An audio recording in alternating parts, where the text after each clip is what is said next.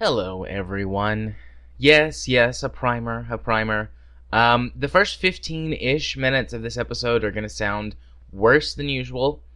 We were recording happily, as always, and then suddenly Rage noticed that he was recording the wrong microphone and that his audio was practically inaudible. So we're using the Skype backup recording for the first 15 minutes of the episode. Then after that, the audio quality will resume its normal levels of happiness. So, thanks everybody for your patience, and here's the show.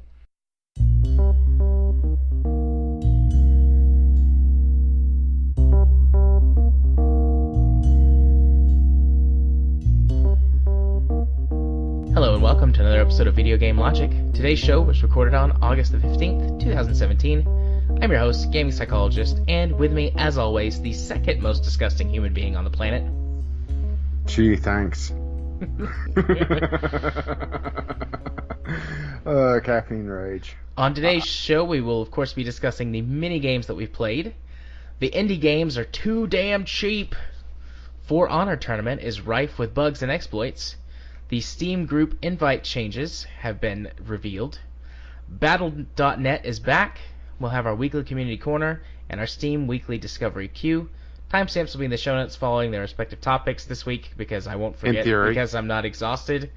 Rage, I interrupted you because I was moving on to the topics. I do apologize. How are you, and what was the sentence you were about to say? Well, I was saying in theory on that because that does require you to remember.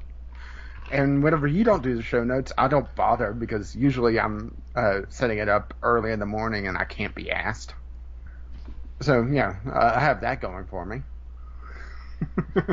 Yeah, I've got a pretty good track record for not forgetting. I mean, I have a few times, but it's just more, loaded up the show notes to format them for general consumption because our show notes are not exactly the prettiest. I mean, pretty much the first few episodes of VGL was you copying and pasting our show notes. Yeah. And you saw how quickly I took that over to make them actually presentable. But, yeah, whenever the timestamps are for me, I don't bother hunting them down because, it's actually a pain in the ass to do so post-editing. It is. It's real easy when you're editing to do a quick pat. Like, I make notes as I go on exactly the times once the initial edit pass goes through, and then after truncating silences and things, you go back. They're all really close to find right there. But last week, I mean, I was exhausted, and I edited the show Wednesday night after we finished recording, and I'm pretty sure I was like, I will deal with finding these timestamps tomorrow. The show's pretty short; it won't be that bad, and then just forgot. Yeah, and then I loaded up, Thursday night, Friday morning. Ooh, okay, well, I'm sure there's going to be at least someone upset about this. Yeah, that'll be fine. It was a short show last week. We didn't even make it to an hour and a half for a normal recording, so it's fine. Yeah, but that's why we're padding out this week. I mean, we're almost at the 5-minute mark on my recording, and we haven't even gone into Rage. What have you played this week? That is very true, and that would be a good transition, but I'm not going to let it happen because I'm going to get my thought out. I love that what we're calling a short episode is still longer than most podcasts' episode links. It's like, our episode was only an hour and 20 minutes this week. And most other shows are like, fuck off. We're doing good if we hit 45 minutes. Yeah, honestly, a couple of the longer shows I used to listen to have cut their episode lengths way down. Yeah. Yeah, my and also I listened to my podcast at about 1 1/4 speed. But I also have just a tempo increase and not just flat speed increase, so that not everyone sounds like chipmunks. Yeah, I mean, I don't, if people can, like, I envy people who can do that. I can't stand listening to it at a faster speed. It just bugs me to listen to stuff faster. I can't do it with audiobooks. I can't do it with podcasts. So past 1.25 is my max. I can't do that. A 25% increase is enough where the pauses between one word and the next are just shrunk just enough where it still sounds very natural. And yes, I did do a intentional Shatner pause there. It's fine. Truncate silence will probably grab it and shorten it. I mean, I used to not do that, but at this point I just run a blanket truncate silence over the whole episode. I've refined it so that it doesn't mess things up. In theory. Through trial and error, of course. I mean, where it's fucked up, I've just left it. Because otherwise your almighty editor powers would be overestimated. Yeah. But, yeah. My two of my favorite podcasts are Co-Optional and the Sincast. And I mean, Co-Optional is regularly right at the 3-hour mark, and Sincast is between 2 and 3 hours every week, except when they do their specific like movie reviews, and those are only like an hour. But I like long form content too, so that's one of the reasons why we produce long form content. Yeah, well, let's put it this way. Well, the two gaming podcasts I listen to are Co-Optional and Creating Crowbar, both of which are extremely long. As a matter of fact, Creating Crowbar, well, this is probably not a fair one because this is episode 200 on my playlist, is at 199 minutes. Nice. So it's just north of 3 hours. Yeah. 3 1/3 hours. Yeah, so we have the bar. We must surpass them. Then we work on quality. Oh, wait, that seems like it's backwards. They've got a crowbar. We'll get a pry bar. Yeah. Well. But now we probably lost groove because Kraid. Oh well. He's gonna go sit inside of it. Maybe that's why they did the crowbar, to get him out of it. Get out of our crate. No. You can't make me.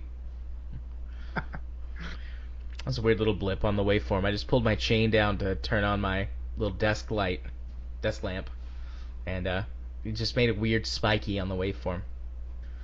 Probably no one would have noticed because, noise reduction and noise gating would have fixed it, but now everybody will be looking for the little clicky sound. Yes, everyone will open up this file in Audacity and look for that particular look at the waveform. Specifically look for that. 5 bonus points to anyone who finds it and clips it out and sends it back to me. Or are you going to send them a Steam Trading Card? Nah, the points don't matter. Easy there, Drew. Yeah. All right. Well, let's talk about some things that do matter, which are video games. Yeah. So this week, because we have... You have a couple major games to talk about, and, I have a lot of games to talk about, but they're all small. Right. Well, I mean, my list is pretty lengthy, too, but yeah. We're going to alternate this week, and I'm going to actually lead this time, because we're going to talk about No Man's Sky. Yeah, guys. Just don't step on my toes, please.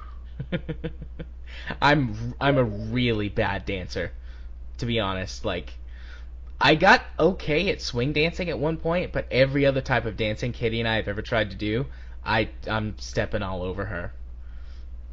Poor Katie. I don't even have 2 left feet. I've just got like 2 big lumps of concrete and lead in place of where my feet should be. Oh, Italian ballroom dancing. They're real bad for dancing.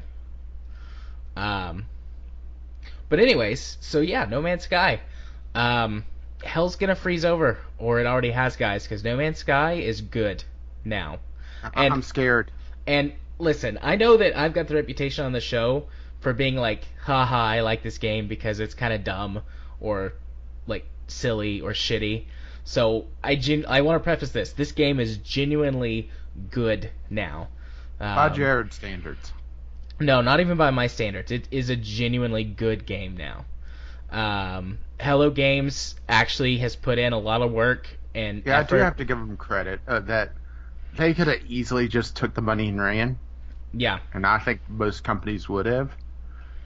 It doesn't make me forgive them for all the PR bullshit, all the hype bullshit, all the blatant lying, and Sean Murray disappearing to snort coke off the snatch of hookers. Or off the taint, sorry. I have to do that properly. Right.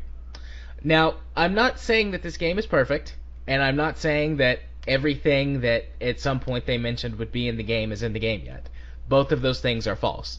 The game still has some flaws, and it's still missing many... Well, I don't know what the chart looks like now, but, I mean, there's still several things that I know are not in the game that were promised at one point or another. And the difficult thing about that is, he said so many different things to so many different people. Like, it's hard to know what was actually on the docket versus what wasn't. If he was telling more lies, we would have to elect him to office. Hi-yo.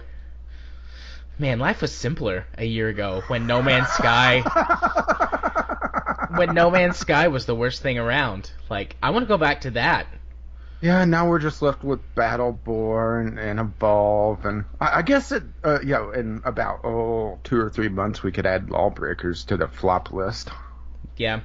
Because that launched outside the Steam Top 100 and has about 1,000 players, give or take, which is a little disappointing because it seemed like it actually had some interesting things about it. Yeah. But at least we still have 2 Whipping Boys. Yeah. But, so yeah, No Man's Sky has fixed pretty much every issue that I had with the game. The flight controls, if you're using a mouse and keyboard, are still garbage. They're still very floaty and non-responsive. But other than that... Yeah, but why are you in the sky anywhere? It belongs to no man. I am no man. But other than that, I don't have any more major... I major... your gender. I don't have any more major complaints with it. So things that they've added, specifically in the most recent update, which is called the Atlas update, they have completely revamped the story, like the main story, like lore progression, and have made it much easier to get to and get through. And you now have a constant Atlas path marker on your map, even if you choose to ignore it and go about just exploring the universe, that you can just reselect the path and it'll take you back to where you are going to continue progressing to the center of the universe. They've added like some real story elements and things to the game. I don't exactly know what those are because I'm basically just off doing my own thing because I don't really give a shit. What, you're over somewhere shooting a rock with a mining laser? I would have never guessed that. Oh yeah, all the rocks, baby. But they've added additional side stories as well that you can go through and do. They've added a mission system which allows you to have another way to earn money and certain specific items. They've added guilds that you can level up in, which give you special missions and items. And those are tied to the milestone system. So, like, mine... Jared, we're going to have a pause here. Okay. All right, and we're back from a little interlude. There was... Technical problems. We had technical problems, but we've got it all sorted out now. And yeah, Audacity decided to be a pain in the ass for me this week. Yeah, I'll put a primer in front of the episode that just says, hey, this happened. So the first 15 minutes or so are going to be a little off. The Skype recorder's quality is not quite as good, but, I mean, it's and you'll right also there hear on par. a distinct change in my voice from my post-editing and actually cleaning it up to whatever the Skype recorder picks up. Yeah. Yeah, basically, I was sitting here trying to figure out, why is my microphone so quiet? And then I realized, it's recording the wrong microphone. This is the problem with recording, is that typically you have more than one microphone, especially if you have a headset. Yeah. So, anyways, I had just kind of wrapped up talking about the mission system. Yeah. And was about to start talking about other things, the guilds. So yes, they now have guilds which are tied into the milestone system, and mine 10,000 minerals and you'll get a milestone for mining. And the more milestones you get, the higher up you get in the guild rankings, which awards you special bonuses and like stat boost type bonuses, and then eventually you can unlock special missions that you can complete that give you special equipment or technology. So what guilds are there? I mean, do you have to just randomly murder a sentient life form to be able to be invited to one, or? No, there's the Explorers Guild, the Miners Guild, and the Traders Guild. And all combat falls under the Explorers Guild. So there's actually milestones for attacking and killing sentinels and indigenous wildlife. There's also missions that involve just randomly killing indigenous wildlife. So that's fun. They've done a lot of revamping and rebalancing in the Atlas update as well. So the first update was the... what do they call it? The Foundations update, which added base building. The second update was the Pathfinder update, which added ground exploration vehicles and then added some extra things to the base building. And then this update has been story additions and game balancing mode, or game balancing. So one of the big problems that happened as well in the previous iterations of the game was that you could wind up stranded on a planet because you would run out of warp fuel or run out of a specific mineral that you needed, either or they plutonium, add the fuel rats. either plutonium or thamium-9 to power your jump drive or your like launch thrusters. But now they've added a number of ways to ensure that you can always at least find whatever you need to jump out of a system or get off of a planet. They've added a lot more plutonium to the seeds, so there's not big deposits, but it's much easier to find enough plutonium to at least get your ship off the ground so you can fly to a space station or something and restock or search for better resources on the ground. They've also added, as part of the mission system, every single, well, not every, but at least one mission out of every lineup that is given to you by one of the mission quest giver people will give you warp fuel, so that if you can't get out of a system, you can't find what you need, you can at least go run a quick mission and get a warp fuel so that you can jump to another system. So that's nice. It's pretty much impossible to get stranded now. That sounds like a challenge. I mean, I'm sure you could probably find a way, but at the very least, you might have to do a little bit of work to get whatever it is that you need, but nothing more than like 15 or 20 minutes worth. The missions are fairly quick. There's only a few that are really long. And they have appropriate payouts, but that's not the mission that you want to do to get your warp fuel, so that's safe for the lower level. Like, hey, run item A to place B, or go shoot down this ship, or whatever. So the quest system is nice. Bear asses. Oh, sorry, space bear asses. They've revamped the base building as well now. So one of the issues that I had with the base building update is it's like, great, I can start building my base, but now I have to go get all these people and travel around the galaxy to find them. But now you're guaranteed to get all of the major components of your base from any space station in any system. So you don't have to go wandering around looking for the specific experts or specialists that you need to unlock all of the stuff at your base. You just run a series of missions that takes maybe an hour to do all the missions, and you get all the key staff of your base. The like super specialist, like high-end things, you have to go hunt for those, but none of the important stuff is locked behind, well, I guess I'm going to have to jump for 10 systems to find a station that has this specific alien race at it. They've revamped the procedural generation for planets, and they completely reseeded the entire galaxy, or all of their galaxies. So now planets have multiple biomes. I mean, not always. You can still find single biome planets, but before it was impossible to find multiple biome planets, and now that's really boring. Yeah. So now they're pretty common. The planet that I've made my home base, at least for now, is primarily a tundra, but around the equator, because it's close enough to the sun or something, I don't know, it's more tropical. So out at the poles, and it's like a frigid wasteland, and then tundra up until you get to around the equator. So it's simple things like that make the planets a lot more interesting and more fun to explore. They've revamped all of the ships, like all of it before, even up until the last update, because I did do some research on the Pathfinder update just to make sure I knew what came out during which update to the game. They actually have added ship classes now. So there's ship types and classes. Before it was just cosmetic, and all that mattered were the amount of slots in your ship. The more slots you had, the more stuff you could put. But now ships both have what are known as tech slots that you can put equipment and upgrades in, so that all of your sort of standard slots can be used for inventory. And now there are different classes that actually give meaningful boosts and have very distinct attributes to them. So, for example, there's the fighter, which has sort of a balanced amount of tech slots and general slots, but it has higher stats for speed and maneuverability, and it gets a boost to all weapons attack power. There's the explorer class, which has extra tech slots, so that you can put multiple drive updates or upgrades in it, so that you could, for example, go faster or jump farther for each use of hyperdrive fuel. But it has less general slots for cargo inventory.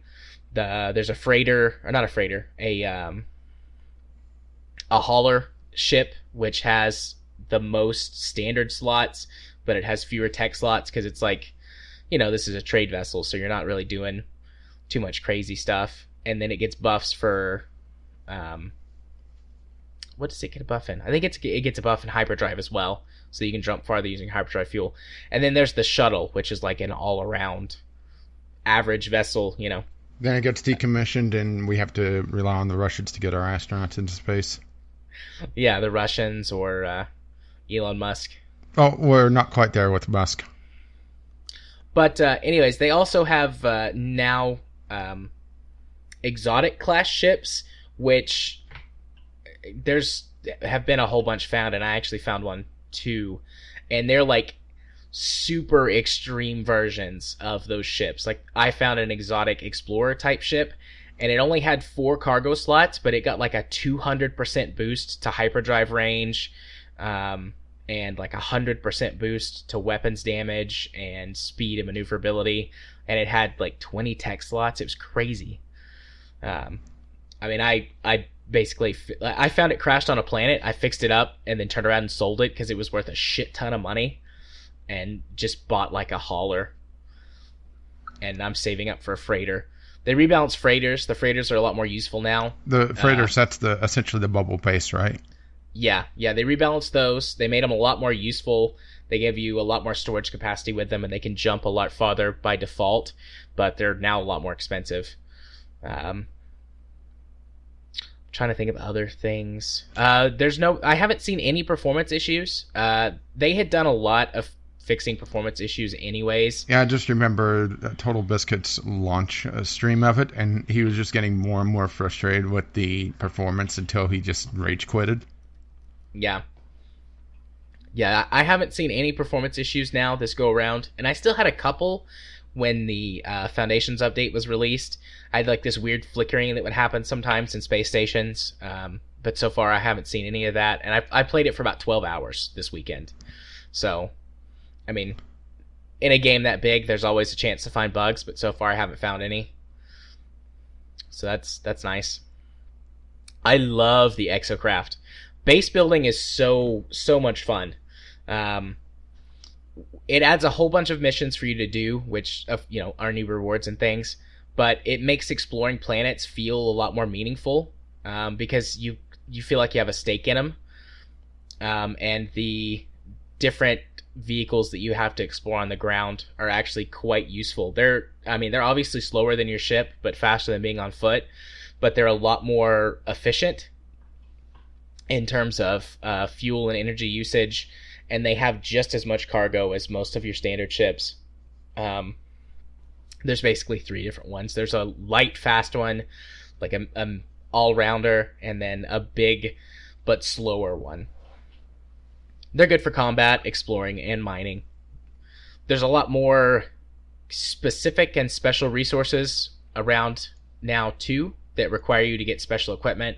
Nothing that was in the game before requires special equipment. It's all stuff that's been added.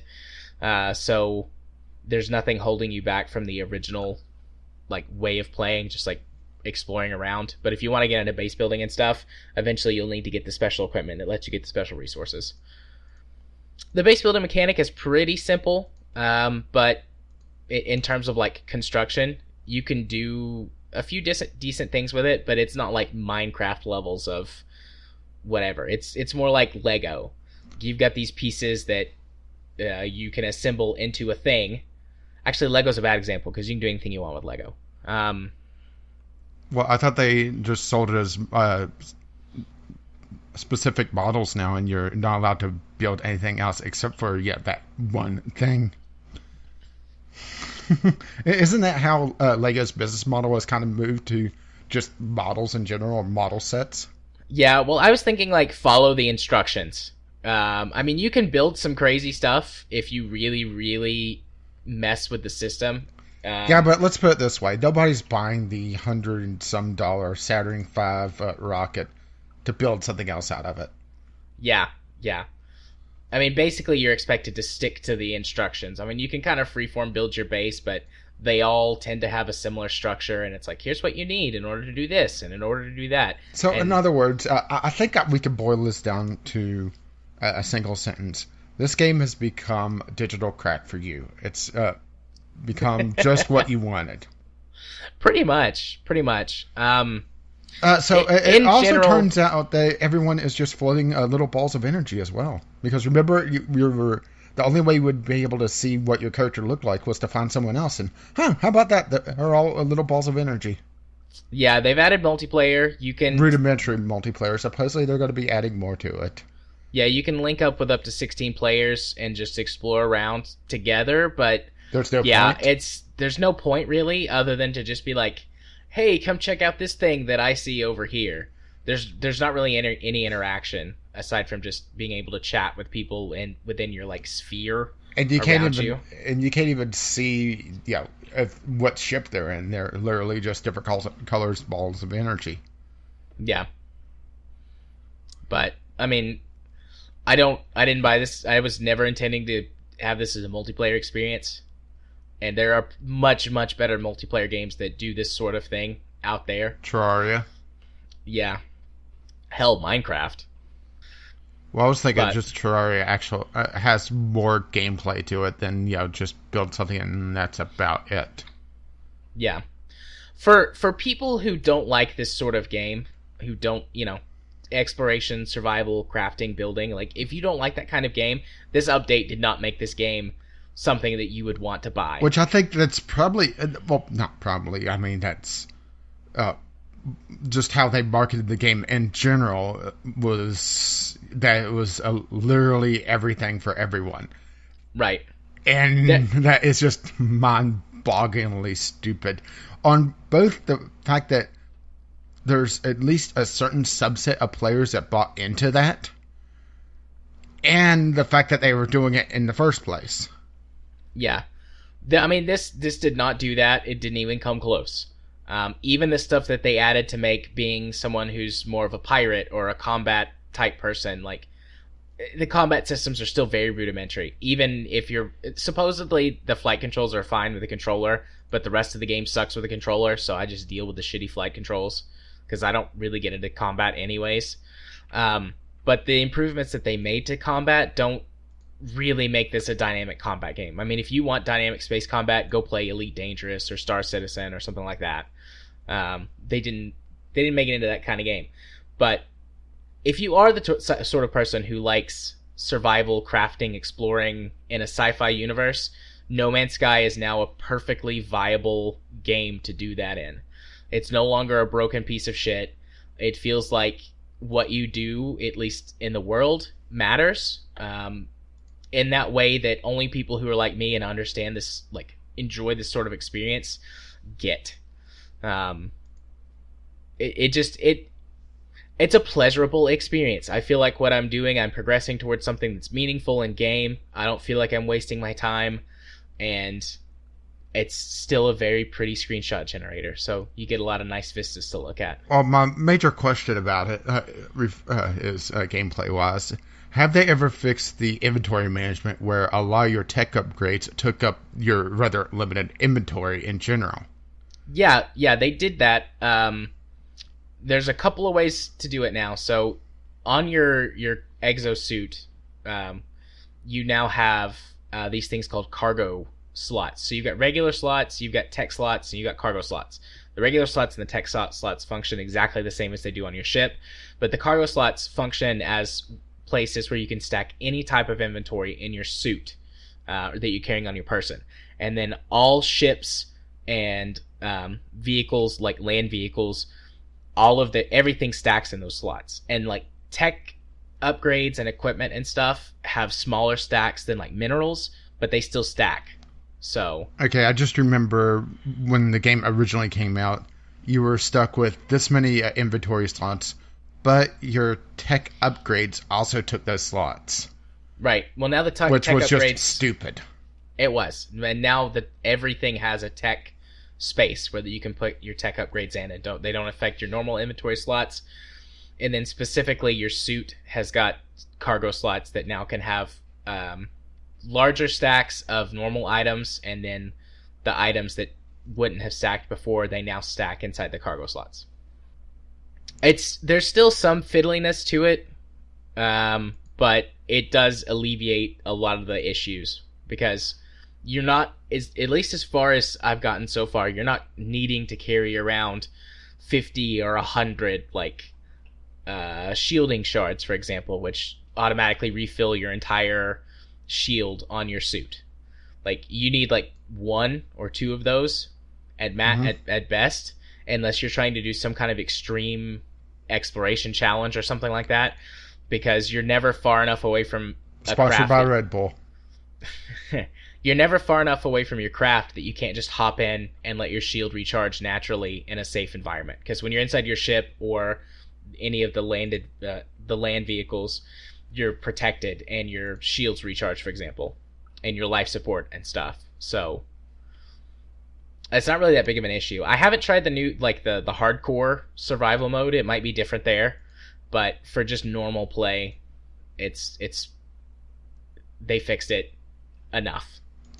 Does that make sense? Yeah, and now I'm just imagining the extreme challenge mode. You get out of your ship and you drink a Red Bull and you put the can back in. Smash the can against your faceplate. Well, you can't do that because that breaks your faceplate, and then you have to have duct tape to fix it. Mark Watney, signs the shit out of it. Yeah. So, do you have any other questions? Anything really? that I missed? I think you've covered it quite thoroughly. Yeah, I if the game had released in this state, some people would have definitely picked apart the issues that they have, and I'm sure a lot of people would still do the Sean Murray lied about a million things. But I think that the game in general would have been received very popularly, and it would have been a contender for a lot of people's Game of the Year lists. Yeah, but now it's kind of a weird situation because Spore is the obvious analog to this previously, but it never really saw the updates and even the expansions to Spore. They never really addressed the shortcomings and what was not put into the game on release. That they promised. There was still at least one missing life stage that they showed off previously. They never really fleshed out anything outside of, now your captains can beam down and play rather lackluster ARPG segments instead. Sky's in just a weird place. It's probably a contender for one of the best improved games post-launch. I think that's a fair assessment. Yeah, I think so too. But it's also one of those things that it shouldn't have come down to this to begin with. I agree. It needed to have sat in development for a bit longer. I know that it had been in development for a long time and it had been delayed and all that jazz, but I wish that they would have kept it, just delayed it even longer. Yeah, if they couldn't have waited to release the actual game, there is a reason why early access exists. And here's the thing: if this released in early access, and I know the consoles are toying around with early access to begin with, this could have been a darling of early access. I agree. If they'd released it in early access for $20 last year, been like, hey, here's our road of development. We intend to be fully released with these features by next year. I'm sure people would have loved it because when it came out, it felt like a pretty solid like alpha state game, like proof of concept game that just needed a lot of polish and added features. And I would have been happy with that for 15 or $20. Yeah, but instead they call it a full price game, and it was garbage. It just was broken, missing features, yada yada, etc., etc. And questionable design choices. That it sounds like has since been mostly fixed. Yeah. So I had a couple of people when I said that I was going to be playing it this weekend, like ask if I'd recommend it, and I've talked to them about it and told them. But I mean, I recommend this game now to anybody who does enjoy this style of game. I think it's definitely worth it. It's up to you to determine how much you actually want to pay for it. The game was on sale over the weekend, and as of recording, it's on sale. It won't be whenever this episode goes up, but it's on sale for about $25 right now. Yeah, I think it's still a few bucks higher than what I wanted to experiment with it, because I really don't know about this game. Yeah, I think anyone who's I feel like it's 100% worth $25, especially if you're into this sort of thing. Well, that's the thing is that I think it's worth a try for maybe like 10 to 15 if you really don't know. I'd go in it. Yeah, that's why I was thinking about the $15 range, because I don't have a large history with the exploration style games. I have. Yeah. I mean, I've obviously played Minecraft, but I don't think there's anyone that hasn't at this point. That could at least hold a mouse and or a controller. But Minecraft never really enthralled me all that much. It more was, what can I build in it? That's the same thing that I usually ended up with Gary's mod, was that instead of playing all the random game modes, I would try out a couple of them, then I would go build weird shit, try to make a random contraption that will turn and jump on top of a NPC that I spawn in. That sort of thing. Yeah. So maybe this be my jam, maybe not. It's just one of those things that I'm not sure about, and it makes me have pause about this. Yeah. That, and also all the lies, all the deceit. It taints it, Yeah. Yeah. My first few hours playing it again were pretty rough, because I was trying really hard not to carry all that baggage into it, but I mean, I'm human, so obviously I can't not do that. And I had a few struggles at the beginning because I still. That's why you need vodka. Yeah, I didn't get a good starting planet, and the changes that they've made have made the bad starting planets at least a little bit better. But it still took me longer than I felt like it should have to get off of my starting planet. But once I did that, my tune started to change really quickly. So, yeah. Which is rather thankful, because we both know that you can't carry one. Touche. So yeah, No Man's Sky, everybody. Hell froze over. It's a good game now. It's pretty good. I was wondering why my feet were cold. Yeah. So, Rach, what's the first game you played this week? Well, I have a bunch of really tiny games that will just intersperse your massive discussions. The first one is Tragedy of Prince Rupert. And not The Tragedy, because that would make talking about make a little bit more grammatical sense. This is a twin stick shooter, and I think everything I have here, everything except for one is just review copies of me trying out different things. And what really got me about this game was the art style. It has this monochrome, not quite black and white, because there's some shades of like a sepia tone. And I just wanted to try it out, and it's one of those games that the screenshots don't really do it justice, because there's enough of particle effects and everything, God rays, that make it look a lot prettier in motion. But it's something that really didn't grab me, and that's why I ended up not doing a video on it. It's that maybe that's something that is kind of there's a couple of games on my list that kind of fall into this, where Steam Direct, which I'm not sure if this is a Steam Direct title or not, has really opened up a lot more of niche titles. You notice that, where you're getting a lot of the smaller, like, puzzle games and that sort of thing? Between all the garbage. Yeah. And this is something that is really...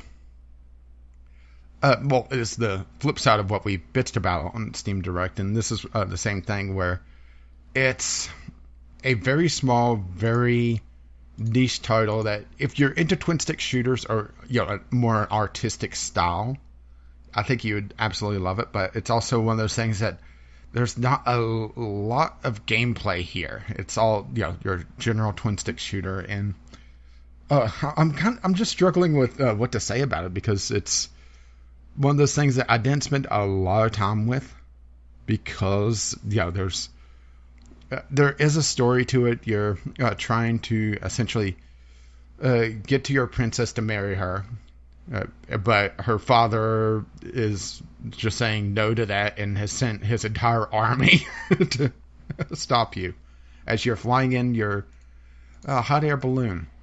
Which, hot air balloon, not exactly the most war-worthy of craft, huh? Nope, definitely not. I mean, I enjoyed it. It's just there's not a lot to talk about. Yeah. I'm not a big fan of this aesthetic, but other than that, the game looks interesting. Well, it's one of those things that there's a lot of little things about it. Like, you could dive under the ocean, and there's stuff to do down there as well. And there's a fair amount of exploration in this game, actually. Having to find various things and use your anchor to hook certain things, that sort of thing. So it's not just a twin-stick shooter. There's some other aspects to it as well. It's just there's not a lot to talk about here, but it's one of those things that it looked interesting enough that I wanted to at least highlight it. Right. And plus it also breaks up you gushing about No Man's Sky and gushing about something else. Yeah, fair enough. Is that leeway for me to move into my next game, or? Yeah, even though I'm not sure if this is going to be gushing.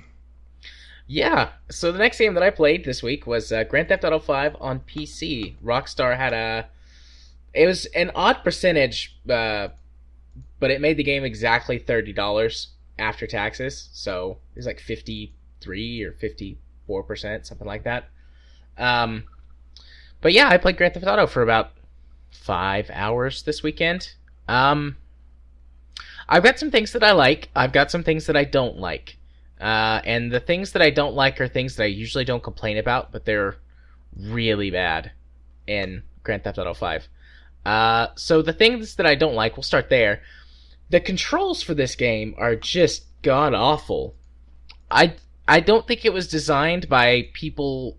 Well, it was designed by people who were trying to optimize the controls for a controller, not a keyboard and mouse. So...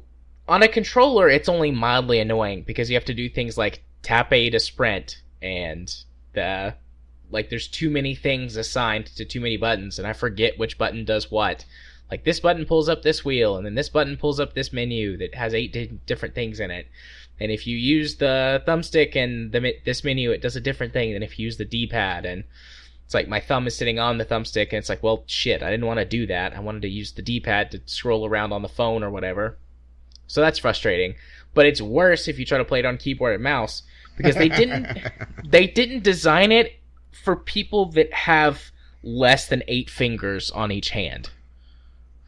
That seems like a very small portion of the population. I think if you had 8 fingers on each hand, or at least your left hand, you'd be okay. But only having 5 fingers, or technically 4 fingers and a thumb, is impossible, because you've got, WASD for movement, that's fine, R for reload, that's fine, but then some of the actions you have to hit caps lock for. Left alt does something from right alt, and you have to use each of them. I'm trying to remember, was it GTA 4 that required the arrow keys to use the phone in that? You don't have to use the arrow keys to use the phone. I know Sleepy Dogs that required it, but I remember the phone was bad in GTA 4 as well. Yeah, well, you do have to use the arrow keys for some things, just not the phone. They're less commonly used. Um, let's see. I think it's L that brings up something. I don't know. It's really confusing. And I was like, okay, well, I can just remap this. And there are what feels like a million different keys to do things, like at least 3 times more than any PC game I've played in forever. And I just went, you know what? I want to play this game, not spend all day in the menu, so I'm just going to deal with the issues of a controller. I'm right now mostly playing single player anyway, so I don't have to worry about, well, I'm getting killed by people who can aim better than me in multiplayer. Also, driving is impossible on keyboard and mouse. It just is impossible. If you can drive your car without crashing it immediately using keyboard or mouse, you're a better human being than me. Because full acceleration and full stop and full left and full right is fine in like Saints Row, where everything's a little bit wacky and silly anyways. But they're still trying to do some amount of realism in GTA, and just constantly accelerating and turning left or right just causes many accidents and gets you killed many times. I died 3 times in the first mission because I crashed my car because the driving controls are so bad with keyboard and mouse. You know, you're really not selling this game to me. Yeah. If I'm complaining about controls, then it's pretty bad, because usually I get past that stuff, no problem. So I persevered, I got out my controller, I started getting used to the controls, and I started playing through the single-player story a bit, and the story's really good. This is where some of the positivity comes in, and then I'll get negative again when I go to GTA Online. But the single-player story is really good, which is the main reason that I bought the game for, is to play through the single-player. I really like the way that they weave the 3 main characters together. Going from mission to mission feels really natural, especially the missions where it's like maybe you start as one character and then wind up as a second one, or 2 or 3 of the characters are doing something together, and then, you know, at one point one of them breaks off and you follow them and then come back together. I mean, I know the game's several years old at this point, but I don't want to spoil any of the story stuff. But it's just handled really well, and it could have been like super confusing and really janky and disjointed if they'd messed it up, but they did a good job putting the story elements together. So it's always really intriguing or neat to be like, oh, now I'm going to go follow this story character or that story character. I guess I could say their names. Like, one of the earlier missions, there's Franklin and Michael, and Michael pops in, and you swap from Franklin to Michael, and then back to Franklin again, and it's pretty wild what happens, and the way that they handled it is beautiful, and it makes perfect sense, like why I'm swapping back and forth between these characters. Plus, the characters are all really interesting and fleshed out. I mean, they're 3 very separate characters. Franklin's like a new kid who's kind of naive to what's going on, like on the streets and being a criminal. And he meets Michael, who's this old, jaded, like, I'm too old for this shit, wants to get out of the game, but, he just keeps getting drawn back in. And then Trevor is just fucking insane. He's like the embodiment of the worst GTA players you've ever seen. He's the remnant of all the wackiness from the previous GTA games, I guess. Yeah, and the storyline, I mean, there's plenty of wackiness in it. I mean, talk radio is, the talk radio stations are still silly and hilarious, and there's certainly some wacky side missions, but the main story feels pretty serious, and I like it, actually. I like the shift from GTA being, just utterly, not necessarily ridiculous. I mean, GTA was never, at least in my opinion, never as crazy as Saints Row was or has become. Yeah, but here's the thing, is that as GTA has gotten more serious, it's like Saints Row has gone into the garbage from GTA and stolen all the craziness from them. Yeah, that they've been throwing out.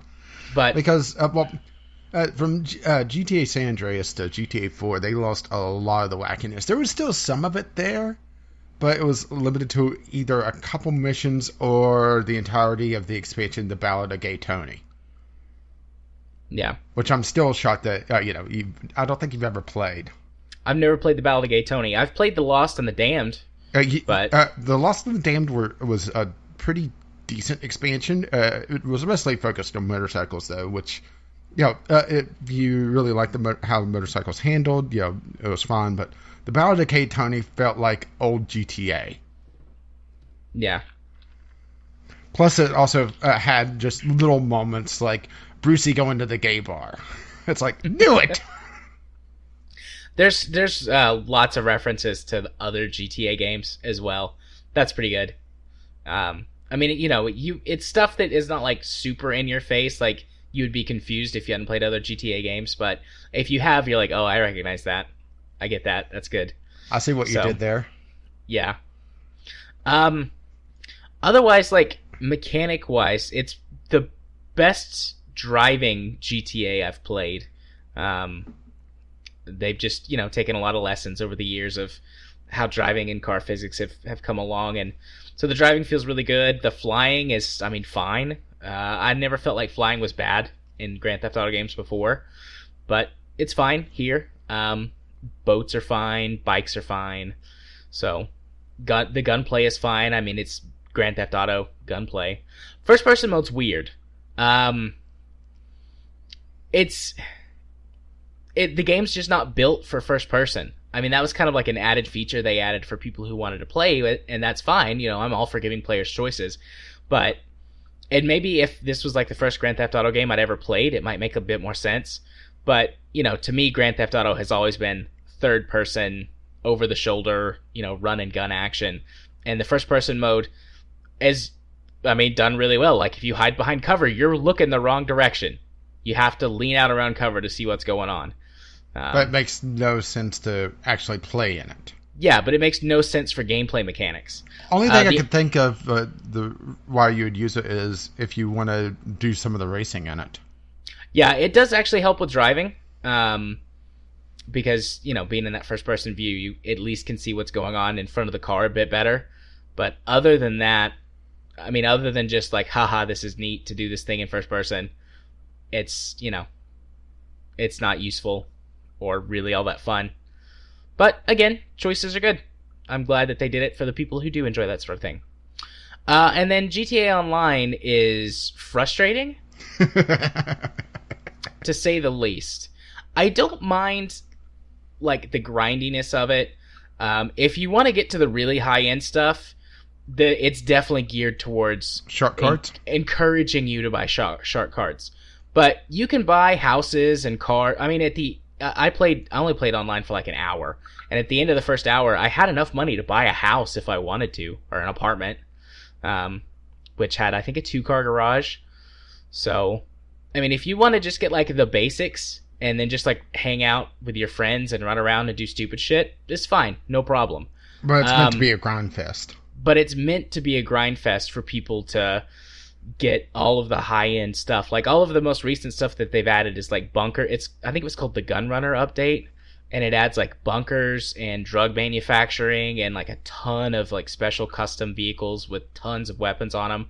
And all of that's like $1 million for the cheapest thing.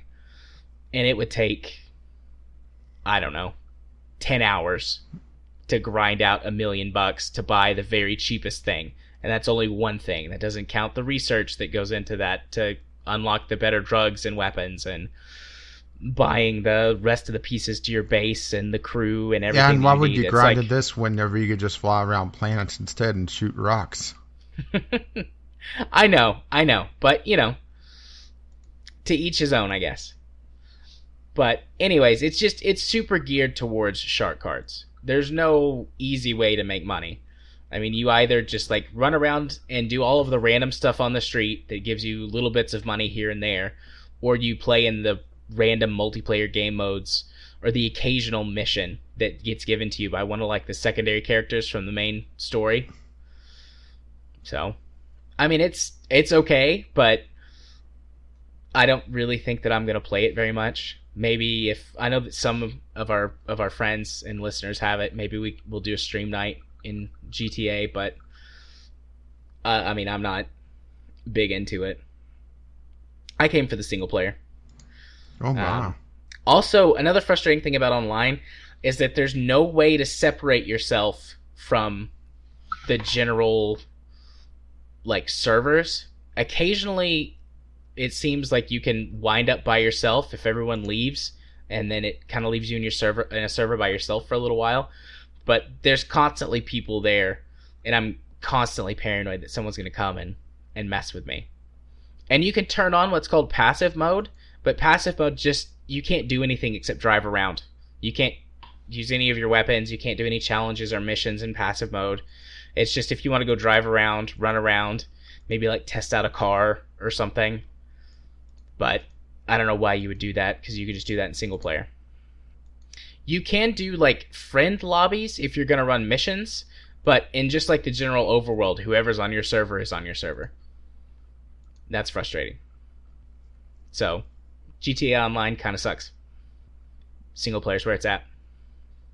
I did make my online character look like Harley Quinn. I was very proud of that. I mean, I'm definitely not the first person to have that idea, but I was still really proud that I did it. She got dim pigtails and everything. Does she have a massive hammer? Not yet. There is like a sledgehammer you can get, which is the closest thing, but I don't have it yet. I've got a hatchet and a pistol, and I rub convenience stores with them. I have to say that's really fun. I amused myself for like 30 minutes. Like, where's all the convenience stores in downtown? I'm gonna go rob them all. I am a petty criminal. Yes, how petty. So yeah, that's Grand Theft Auto 5. Story mode was pretty good. The rest of it's kind of meh. Okay, so speaking of kind of meh, after the tragedy of Prince Rupert, I decided, I have a review copy of a visual novel. Let's try that. Holy shit. Oh, wow. This is why I haven't done a Sunday sampler in a couple weeks. Now, I generally am somewhat forgiving on visual novels. It's my soft spot, I guess. I don't know. But, damn. And it's not even the subject matter, because the whole idea of this visual novel is you're, a loser. I mean, let's put it bluntly. Who gets transported to different worlds whenever you fuck a girl. All right? Don't ask me how that works, but fine. Okay. I'm in. I'm already in. I don't care how bad this is. I'm in.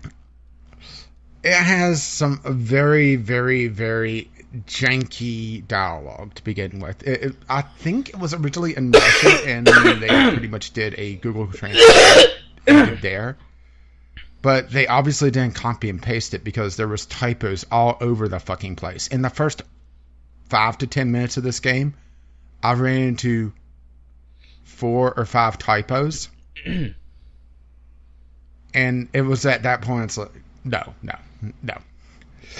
I realized that, I was going to end up spending the entire time just being angry about this. So I didn't play terribly long in this, but you could see just kind of how cringeworthy the dialogue gets with some of the screenshots in the game. Because, it's not... There's no real flow in the dialogue whatsoever. There's no real flow in how the sentences work, which makes me feel like it's a very rough translation to begin with. Art-wise, it's not bad, though. I mean, I have to give it that much. I mean, and the fact that this is, let's put it frank, this is a sex visual novel, and they do have a adult patch for it. But it's actually included in the original download, which is strange for a Steam game. And it's locked behind a password that is fairly easy to find. So, there is that. But the thing is, there's easier ways to see tits. Woohoo! Show me the anime boobies. But that's the thing, is that there's a lot better out there. There are. It's an interesting premise, though. It's called Crystal City, or with the subtitle, Stop the Earth, I'm Getting Off. See what they did there? Yeah. Which originally, when I got the review copy, it was Stop the Earth, I'm Getting Off, and I was terribly confused why it was showing us Crystal City in my library to begin with. It's one of those things that, if you're looking for kind of a low-grade visual novel, which this is a very cheap one, once again, it's not completely unplayable, but oh damn it definitely needed an editor. Yeah. I just went and requested a review copy of this game. Well, it would shock me if you didn't get it because, yeah. And that's the thing, is that I'm usually a lot more forgiving with visual novels. And, well, there's also a couple more aspects to this. There is a locked room section where it's not just a visual novel, but it's also, yeah, that's the main pull of it. What the main pull of it is, well, a different thing. Wink. Thank you. It's just, I was disappointed with, just running into so many typos in the very beginning of it. Yeah. The visual novel genre is really starting to explode on Steam, and you have to at least put out some level of quality to be able to really stand out from the crowd, and this just isn't it. Matter of fact, it's not even, well, it's listed visual novel as its fourth tag, behind sexual content, nudity, and anime. You can see where they're going with that, huh? Yeah. Once again, not a lot to talk about just because, yeah, it's, it's a game that I only spent probably less than half an hour playing. Alrighty. Well, next game on my list, another heavy hitter then. Mass Effect Andromeda. So I'm actually surprised to have this back up on my list again. I said I was probably done with it until... Yeah, I was hoping so. I actually finished the game, and then I could kind of give some wrap-up thoughts. But I got into the relationship system, finally. And I initially was like, heh, you can flirt with a lot of people. I'm going to try and bang all the aliens and the humans. But it turns out that they've actually got what feels like a pretty decent romance system. And also the way they handle relationships and different types of people and their sexualities is done in a really mature, well thought out, interesting way. And there's a ton of diversity in this game in terms of not just sexuality, but different sort of, I guess, progressive thinking for families and things like that. And like, here's where we hope to be in the 22nd, 23rd century. So I'll start with the relationship system. It's not just like say all the right things and people will like you and want to bang you. I mean, that's part of it. But you can lead people down different relationship paths. So I started out initially like just flirting with everybody. But some people, as I've gotten to know them and on more intimate levels, and that's not just sex, but about them and they're sharing their sort of deep dark secrets and opening up to your character. There's a couple people that I'm like, yeah, I don't actually want to date you. So then you can start moving your relationship to more of a friendship type aspect, and you can still have these very deep, very deep, intimate relationships that aren't sexual in nature, which previous Mass Effect games, basically, if you don't travel down the romance path, you don't get super close to any of the characters. So it's nice to be able to feel like I'm developing friendships with some of these characters. And some of them you can develop relationships with on a friendship basis. Like they reject you initially romantically, but then you become their friends, and then they start to show interest in you romantically because they've got to know you better. And there's one character that you have to get to know in like a physical, sexual sense. She's like very anti-commitment, but she does want sex. And then once you get to know her a little bit better through that, like she's actually like, you know what? I've been spending time with you, and I think I want more than just sex with you. So that I thought that was interesting because sometimes real relationships work that way. Like you get together with someone because they're hot, you hook up, and then feelings develop, and somebody wants to, take the relationship a step farther. And well, in that relationship, I'm gonna put her in the friend zone because I don't want to pursue her romantically. I just wanted the casual sex. I'm not her slut. Except I'm playing Fem Rider, so I'm just a slut. But I just, it's not perfect. It's not like a substitution for real relationships or anything like that. But as far as games go and having relationship systems, it feels really good. It feels like it's light years ahead of their previous attempts at doing it. Even Dragon Age Inquisition, which had a pretty decent system, still like if you didn't pursue the romantic relationship, you couldn't really develop friendships with the characters. You couldn't really have those deep, intimate moments unless you were trying to have the sex with that character. So I think that's pretty nice, because, I mean, I have quite a few people in my life that I feel like I have a pretty deep, intimate relationship with that has nothing to do with sex or sexual attraction. Just we're good friends and we know a lot about each other. And also people tend to open up to me because I'm a therapist. So that feels nice. And then in terms of like how it handles progressive thinking in terms of like family units and how people approach their sexuality, it doesn't make a big deal about anything. Like, Ryder can flirt with whoever he or she wants to, and the characters will be like, oh, actually, I'm not into girls. That's very flattering, but I'm not into girls. Or one of the alien characters is like, I really appreciate it, but I'm not into humans. That's racist. I'm into this alien race, or, and it's just like, oh, okay, that's cool. I didn't know. And they were like, well, I mean, how would you know without asking? It's still flattering. So it's not awkward. Nobody points anything out to anybody else. Like, oh, what are you doing being this way? It's just like, okay, you're into dudes or you're into chicks, and that's just who you are. We're not going to let it affect anything else for the rest of the game, except you can't pursue them romantically because they're just not into you. And I think that's really cool and mature. And then as far as like family units go, there's a few, like there's a trans person in the game that you find out is trans, and that's not a big deal. They just, they open up to you and tell you, and you're like, oh, okay, that's cool. I'm glad that you found, what it was that made you happy. And then there's a family that is a lesbian, obviously a lesbian female, and then a gay man who are just really good friends, and they want to raise a child. And so they choose to adopt a child and raise it just as a cohabitating family. And that's pretty cool that they don't, they acknowledge that there's other family structures out there than what's considered the traditional nuclear family of, mom, dad, and some kids.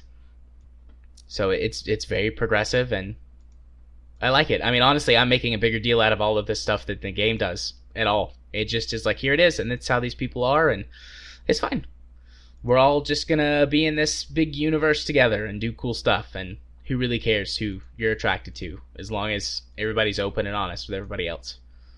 It's that very, like, it feels very much like the Star Trek idealized version of the future, except about people's sexuality instead of, humanity overcoming hunger, world hunger, and war and stuff. And I'm okay with that. Small steps. That's pretty much what I had to say about Mass Effect Andromeda this week. What? Sorry, maybe it's just mean of me. Mass Effect Andromeda, especially since they've announced that the series is pretty much dead, at least for the time being. I just kind of not really pay attention to it anymore. Yeah, no, that's fair. I mean, I love it, but we're into different things, so yeah. Speaking of something different, how about Simple Planes? Okay. I spent a little bit of time with this as well. Not really enough time to be able to crack it. Mostly because, it's very clear that it was originally a mobile game. Due to just how the interface is handled, and it annoyed me. To give you an idea, Simple Planes is essentially the aircraft hangar from Kerbal Space Program. Since we played a lot of Kerbal, and most of our listeners are still from Kerbalcast, I would assume. So, in Simple Planes, the key difference with how it handles things is that, for one, it likes to make everything into a single part, essentially. So you put down the blocks instead of how Kerbal handles everything, where you have a craft with, let's say, 50 or 60 parts. It's kind of just this blob that's kind of glued itself together into a single mass. Which, for visual sense, it looks great. Now, what bugs the ever-loving hell out of me is putting an airplane together, because it constantly was closing all the damn menus. To make a plane, you have to, get out the basic fuselage block and put one down, then put another one down, put another one down. And for Kerbal, just be mouse, grab one, grab it. This, open up the menu, scroll down, grab the block, put one down. Oh, it closed. Grab another one. I'm assuming that there's probably a hotkey to copy everything, but it just annoyed the ever-living hell out of me. And on top of that, also it kept grabbing the wrong controller. I know, irony since we started the podcast of me recording the wrong microphone, right? Yeah. But the way my controller is handled is a little bit odd to begin with because I use a DualShock 4 controller. And the way I have it set up in Windows is that Windows actually sees two controllers when my controller is on. It sees my actual controller through the Bluetooth, but then it sees an emulated controller, which is a Xbox 360 controller. And yes, this does cause some problems, especially in games like Simple Planes. But the reason why I do this is that the software that runs the Xbox 360 emulated controller has a lot of options on how to change that controller. So I could go in and completely change the configuration of it. I could add keybinds to it, but it goes beyond that. I could change the curve of the thumbstick so that it's not as a sharp of turn whenever I move my thumbstick, for example. Okay. And for a game like Simple Planes, where you need very precise movement, it's one of those things that it's. I'm surprised that a lot more games don't have these days. Having it where you could change how the thumbsticks are handled as a percentage based. It's one of those things that is kind of a holdover from the joystick era, I guess, where joysticks were a lot more configurable in general, especially with how the axes were handled. But Simple Planes kept grabbing the wrong controller. It would see movement on the DualShock controller, and like, oh, you're using this one now. You're not using the 360 controller. And the DualShock controller is set up to have a lot smaller dead zone than what I'm used to. So I kept having like a wiggle in my plane because I would move the plane or move the thumbstick, and it would be a lot sooner of movement and a lot more precise of movement. And I would just constantly overcompensate. And that was something else that kind of bugged me. But that said, all my annoyances with it, I will say that Simple Planes is probably one of the best teaching tools to teach someone how airplanes work in general. Even better than Kerbal.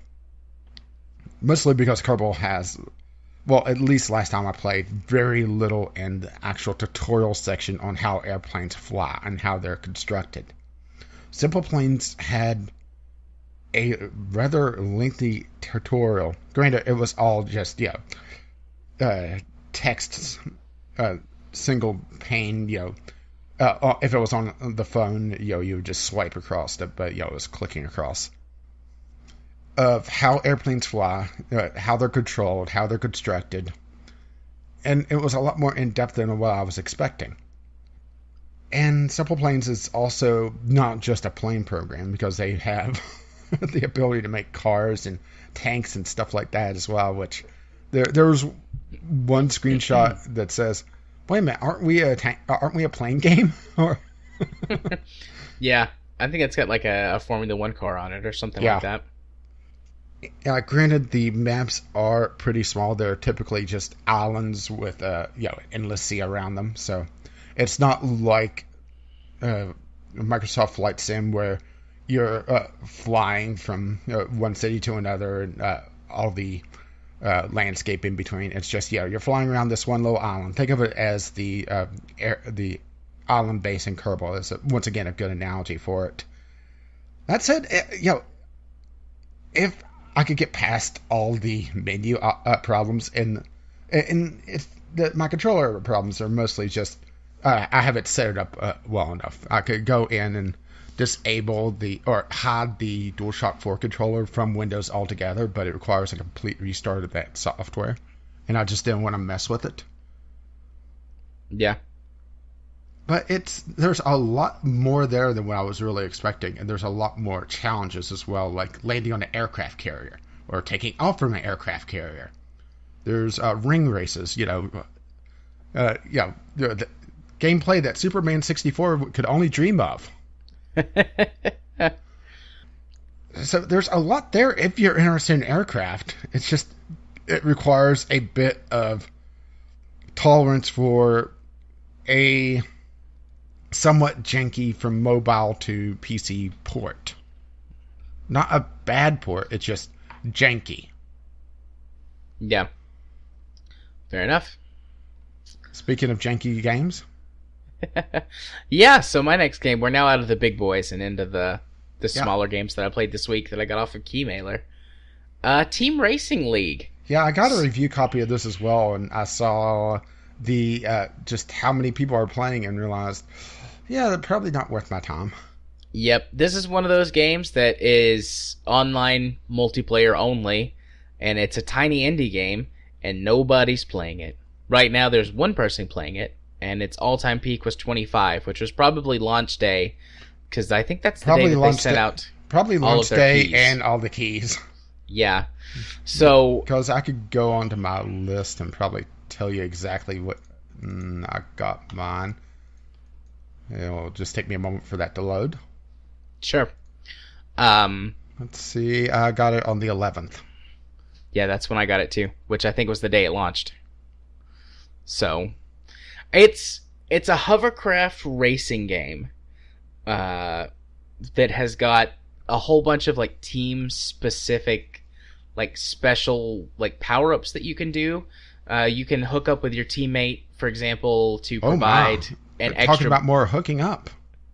Yeah, you can hook up with your teammate to provide like extra boosts to them. Like all you do is boost. They're the one who's doing the driving, and you can just sit there and constantly cycle your boosts to speed them up. Or you can team up with or hook up with another teammate to create like an energy field that whenever the opposite team's cars fly through it, they explode. But your team goes through it unscathed. And that one's kind of difficult to do even in the training. But, you know, there's a few other little things that it does like that, which are pretty neat and might be fun if you could get a race with multiple people on it. It actually controls really well. You're basically drifting around every single corner, which once you kind of get it nailed down is incredibly satisfying. Makes you feel like a total badass to just drift around an entire course and get a really good time. But you know, it's a multiplayer game. The only single player components to it are the training mode, which is, you know, tutorial, and then time trial, which lets you just practice on a track and try and get the best time. And you after your first lap, you race your ghost, and it gets better and better until you can't beat your ghost anymore. And I mean, that's fun for a little bit. I played this game for, I don't know, 45 minutes or so before I kind of felt like I had the drifting mastered, and was bored of practicing by myself and trying to find online games to no avail.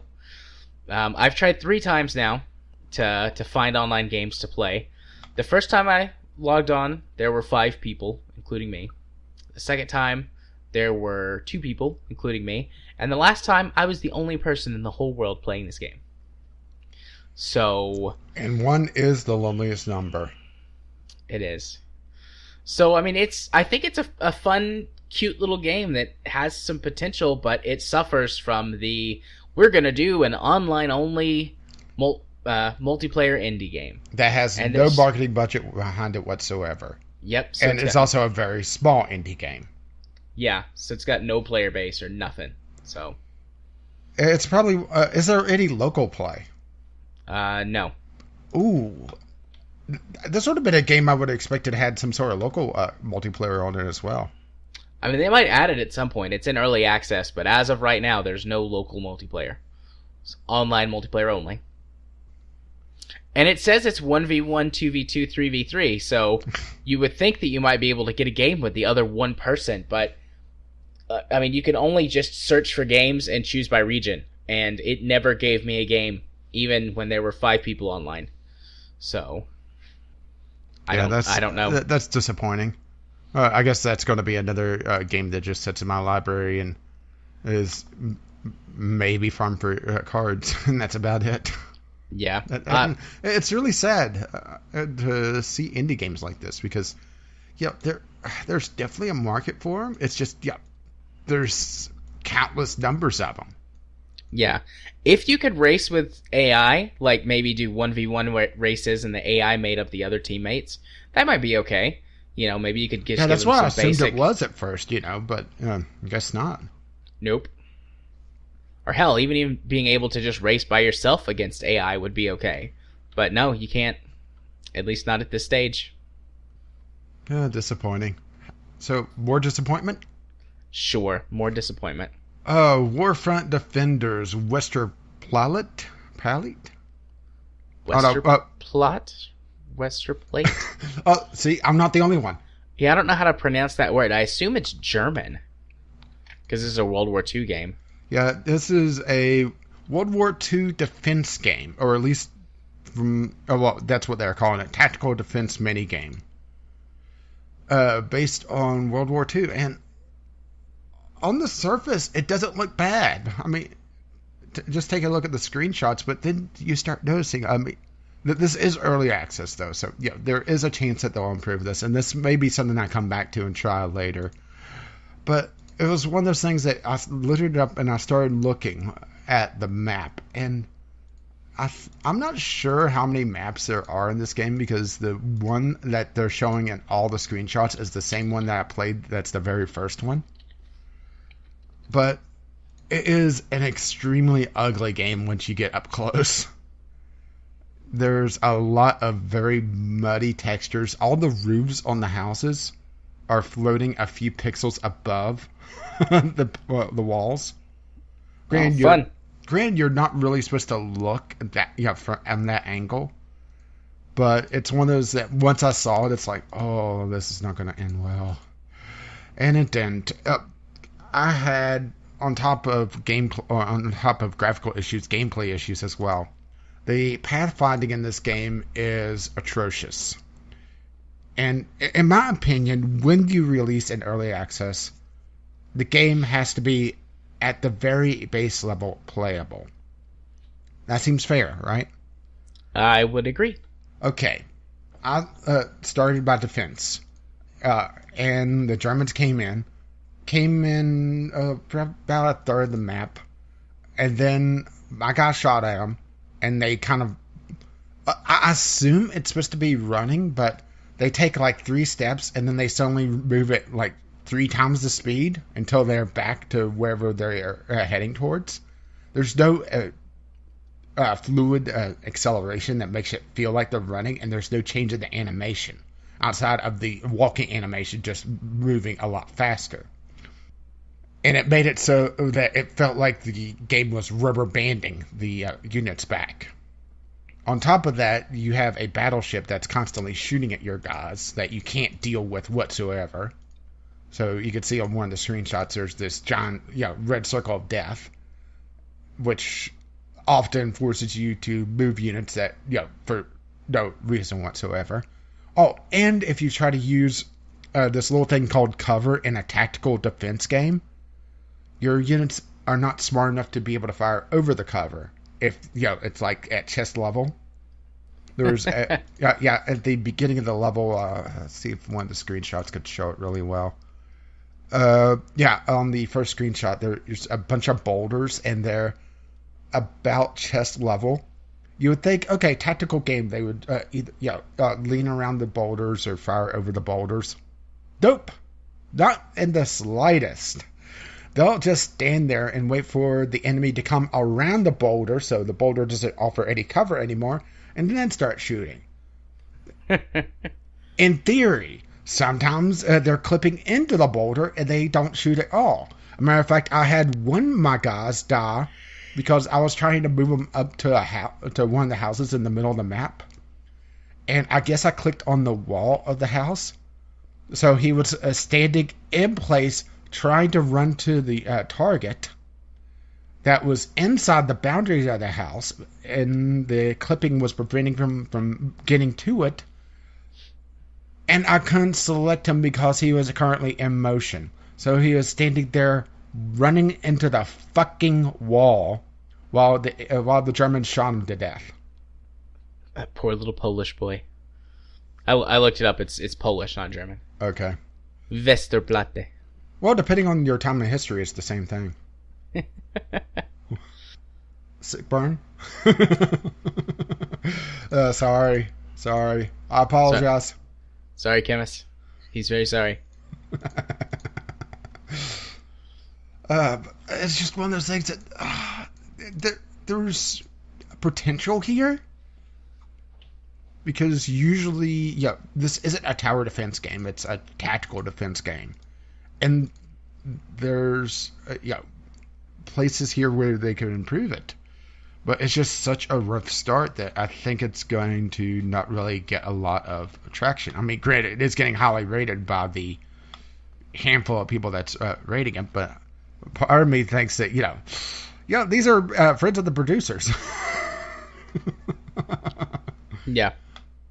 Because I immediately had pathic issues. I immediately had cover issues. I immediately had soldiers not doing what they were supposed to. The upgrade system is kind of janky to begin with. You have a countless number of troops that you could summon, but there's no binding boxes. Well, you can bind box select, but you can't do any grouping whatsoever. So, you would think that they would take some thoughts or some gameplay elements from RTS and be able to, okay, this is going to be my primary defensive guys, and they'll be group one, and especially since you have to move the units, and I would say probably 5 seconds of time to get out of Red Circle of Death from the warship, you would be able to have groups of units that you could quickly select all and move them out. No, you can't. You have to bomb box them, and that's assuming that the pathing works, because, like I said, I had the pathing either break altogether, or I've had pathing clip onto buildings. I had the pathing just kind of rubber band people around. It's just unplayable. Or I should say unplayable to someone of my high standards, I guess, because, there's 5 positive reviews of this game. Don't ask me how. Well, you want to talk about a game that's so bad that I think it's a piece of shit? I didn't know that it existed. Yeah. So, my next game, Techwars Online 2. This game... What, they made a sequel? I didn't know there was a Techwars Online. This game is utter garbage. It's broken as fuck. It's unplayable as a turd. It looks like a turd. It sounds terrible. It's full of grammar and spelling errors in the text that's readable. The actual spoken dialogue, what little of it exists in the game, is just atrocious, both quality-wise and in delivery. The audio quality's bad, and someone's just sitting there reading off of their script or whatever. Just reading it. It's terrible. This game is terrible. It's an online multiplayer game only. How many players? The online multiplayer doesn't work. There was enough players online that I was able to find a game. Well, that beats Team Racing League. Yeah, it says that 11 was its all-time peak on Steam Enhanced. I don't know if you can play this game not through Steam, but I got into a game immediately, and there were a couple of other active games that I could see listed, so I don't know, maybe that you can just download it, or it's just bad. It's just unplayably bad. It won't run at 60 FPS no matter what I did to it, even in the training mode where I was just by myself walking around. The best I could get was 55 frames a second. And as soon as... Is it locked to 55, maybe? No, it's not. Well, I was saying that's the maximum. No, I had the frame rate set to unlocked in the options menu. You're assuming that the option menu actually is telling the truth. Fair enough. The rest of the game was so utterly broken. I wouldn't expect the options menu to work properly either. But like standing, I'm just reading the reviews. There are so many positive reviews. Yeah, I know. It's these people must. I don't know if they've been paid or if they don't want to like. Great game, anything. Like a top-down Hawken. No, definitely not. Not at all. Unless your only qualifier is that it has robots in it. In which case, yeah, sure. The robot customization makes no sense. It's just bad. Everything about this game is bad. It's bad technically. It's designed badly. The audio quality is bad. It's full of spelling errors. It runs like garbage. As soon as I got into a multiplayer match, 32 FPS. And then as soon as I started moving and people started shooting, it became a slideshow. Like 7, 8 FPS. It's terrible. Just the worst. I hate it. I installed it immediately. You know it's bad whenever you're sounding like me. This is the worst game I've played this year. It's probably going to be the worst game of the year when we do our end of the year roundup, like our awards episode. This game is probably going to win worst game of the year for me. That's how bad it was. Wow. It was so bad I felt dirty afterwards. Wow, you feeling dirty now. That's an accomplishment. It's terrible. No one buy or play this game. Well, the fun part is I have a review copy of this. Typically, whenever you get a review copy, I have a review copy as well. Yeah. I mean, if you want to torture yourself or see if they've improved it at all, but there hasn't been an update since July 17th, so... Oh, apparently there's swords, according to this. Damage of swords. Update, new, damage of swords. I don't know what that means, but... Well, have you heard Swords of Damage? Oh, this is it. New update available. Corrected the balance of weapons and fixed several bugs. New, damage of swords, flame effects, auto search of surfer with best beam. That's the entire patch notes. Great patch notes, guys. Yeah, it's terrible. The best. It's terrible. At least it has trading cards, so I'll get a few trading cards out of this piece of hot garbage. You know a game is bad whenever you sound like me. Yeah. The gameplay is slow. The mechs are too slow. The weapons feel useless. Aiming is atrocious. It's just bad. I actually prefer my mechs to be, the Mech Warrior style of slow stompy over... I think it was Hawken that had the super fast. It didn't really feel like you were in a mech. Well, see, I prefer the Mech Warrior style as well, but the way that it's done, it's like you're slow, but you feel powerful. It feels weighty, but this is just like zombie shuffling. I mean, if you go look at the video, you can see the mechs kind of shuffling around. It's just it's terrible. It's terrible. I think that they need to be fast for this type of game, but they're not. They're slow. It's the worst. I hate it. Please save me with another game. Even if your next game sucks, at least I don't have to keep talking about this piece of shit anymore. Yeah, but I like the angry pants. I see what you mean about whenever I wear them. Okay, so I guess my last game. This is one I picked up on mobile. I'll wait for the collective gasp. Yeah, this is one I saw as a recommended game whenever I was picking up another app, and it's Skinner Box the game, essentially.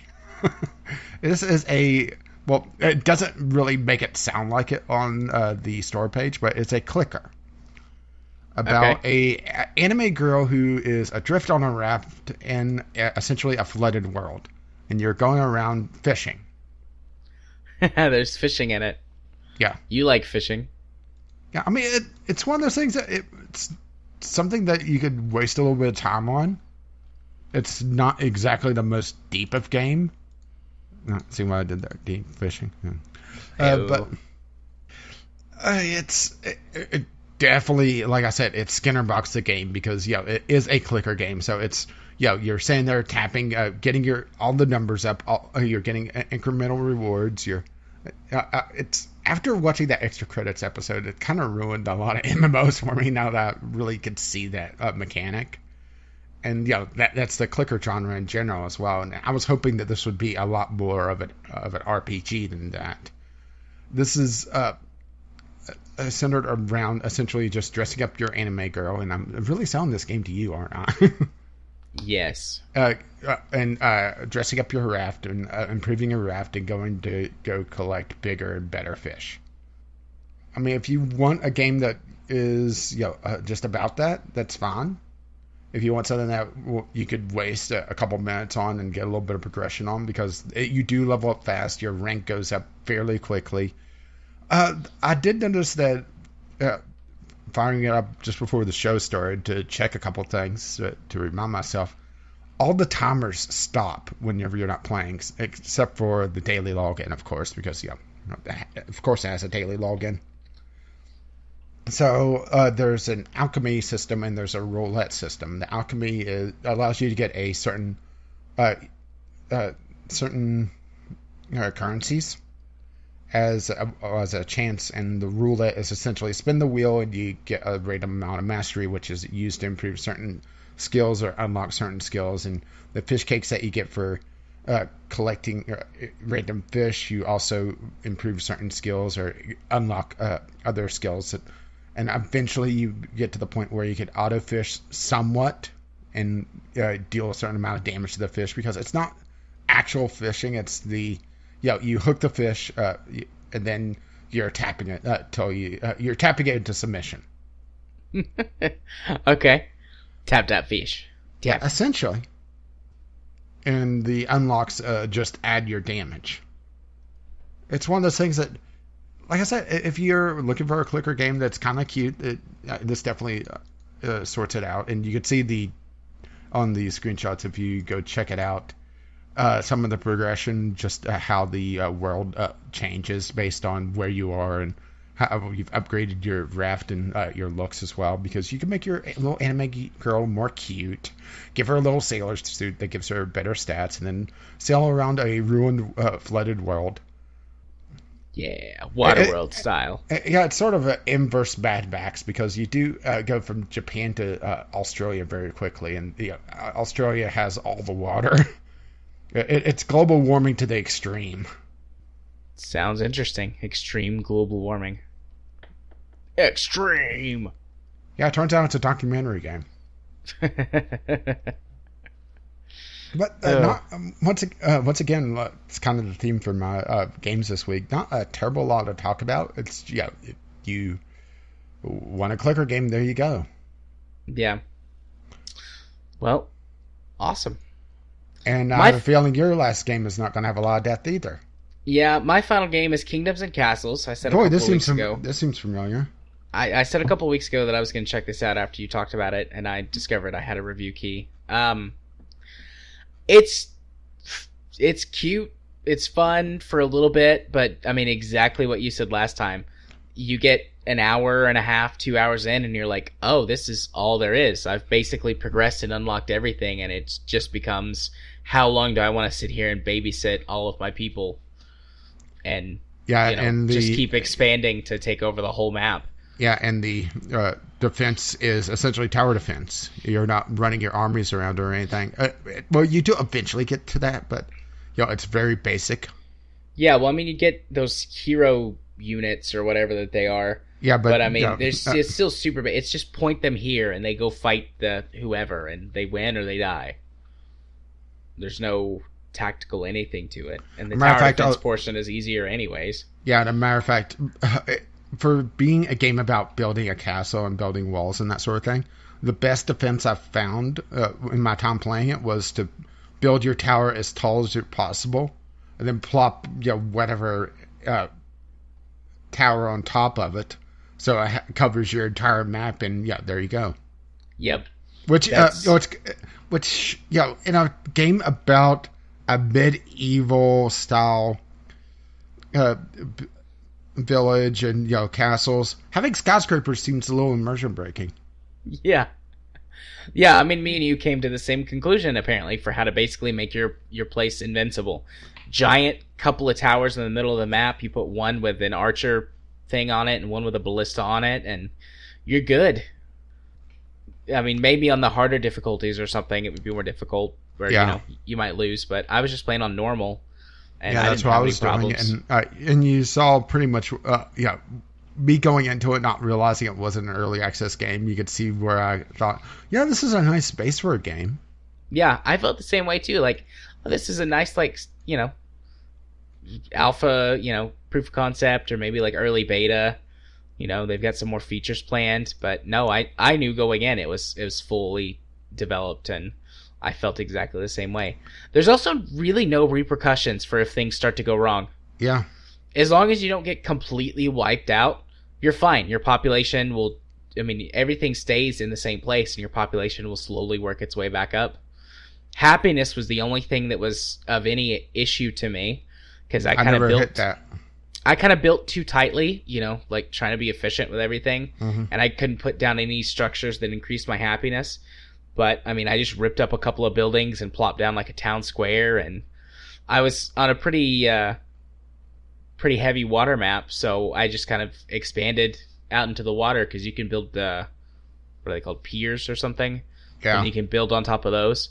It's like you plop down a couple of taverns on the piers, and Oh, I didn't know that you could build onto the piers. I never had an issue with land to even deal with that because, there was just so little. I do still really like the art style, though, particularly of the dragon. I thought the dragon was really well done. yeah, I definitely agree. The art style is good. I like the dragons and the Viking ships and everything, but in general, I like the art style. But yeah, after like 90 minutes, I was like, okay, I'm bored with this because there's nothing else to do, and I've basically won because I've repelled I've repelled 2 dragons and 2 Viking invasions, and I've only taken up like a quarter of the map. So basically, I would just be expanding out to take over the whole map. Yeah, the only real thing that I had trouble with was the ogre, but that was, just put down another tower and I'm done. Yeah, I didn't actually see the ogre, but the ogre comes with the Viking invasions eventually if you hit a certain population threshold, I think. okay. My population was like 100 and... Well, when I finished, it was like 150, but it hovered around 100 for a long time.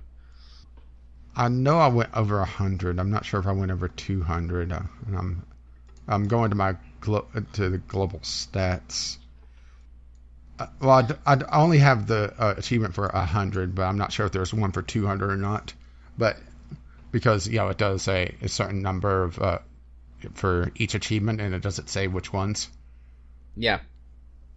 But I did get the Slayer of Ogres achievement, so it's one of those things that this should have been an early access. This is the No Man's Sky syndrome. I like that, No Man's Sky syndrome. NMSS, No Man's Sky syndrome. Where it's a fairly decent base game with no real content whatsoever, and maybe patches will fix it. And they do have a development roadmap.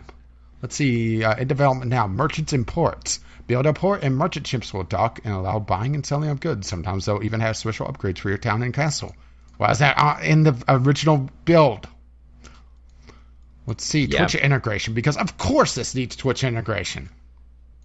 A hero system, a special hero you have direct control over. Okay. Special map features. Maps have a chance to reveal a secret feature for your kingdom to contend with or take advantage of. Things like bandit camps or ancient ruins. VR support, because why the fuck not? Yeah, this feels like feature creep. Oh, and of course people are wanting multiplayer. Why multiplayer in this? Why? Yeah, why? VR might be kind of neat. Like, this could be one of those experiences. It's like, oh, I'm just gonna like lean over the table and check out my whole... Oh, look, that cute little dragon flying around. Hey, dragon, let me just zoom in on you. But, I don't think the dragon VR to would... death. Waggle it to death with your controller. Drag Also, the that's light what you're beam calling it across these days. Yeah, I'm waggling. But yeah, it's fun, but it's very clearly feels unfinished. And after an hour, but this had a 90 successful minutes. Fig campaign, and it's the darling of the Fig platform. Well, good for them. I really don't understand how this game has very positive reviews at 82% with 1,500 reviews. I do not understand that. I mean, everyone's praising how casual it is. I mean, are we just not getting it? Is this a game that's just not for us? Maybe not. I mean, I enjoyed what I played of it. There's just no real goal. I mean, to be fair, town builders don't really need a goal, but there's no meat on the bones was my problem. There's no, yeah. Well, I mean, there's no like end game. There's no real production. I mean, Yeah. you get the mines, but they're a constant production source, and there's no reason to worry about. Okay, well, what's going to happen when this mine runs out? How am I going to contend with this? There's no real supply chains. You have your forester feed the charcoal maker, if I recall correctly, and the charcoal maker makes all the charcoal for the town, which spontaneously catches on fire. So why do they need charcoal to stay warm anyway, right? Yeah, it just randomly catches on fire all the time. Yeah, But the charcoal maker also takes charcoal to the tools. Yeah, and the well, weapons. I was about to say Yeah. the blacksmith, and the blacksmith also takes iron from the mine, and that's about it for the chains. I do know that there's a bakery, but I couldn't figure out why I would need the bakery unless that's just a happiness building. Yeah, the bakery is like more efficient storage of your food, but you don't really need that because if your food production is high enough, everybody just gets food. Yeah, you get food from farms like crazy, and the thing is that your farmers are hit maximum level within a year or two. So your farms, unless you have absolutely shit farmland, are producing enough for your entire town twice over. Yeah, because I think each baked bread is worth 5 food, whereas if you just bring in the grain, it's worth 1 food per unit. But a granary is super cheap to store grain in, and then like you said, your only real problem would be storage, because the farms have to drag all the food over to a nearby granary. But if you build your farmland properly and have it where the farms all feed into the granary, which feeds into a market, which I guess is another production chain. Hey, we're up to 3 now. Woo! Yeah. Holy shit! Nearly as many as Banished. And the thing is, I criticize Banished for being simplistic. Holy shit! Yeah, and honestly, you don't really need the tools maker guy. I mean, like, when tools are successfully made, like, they can be taken to one of the mines or the tree. Yeah, see, I was just assuming that nursery. Tools were like in Banished, where if you didn't have tools, that you were doomed.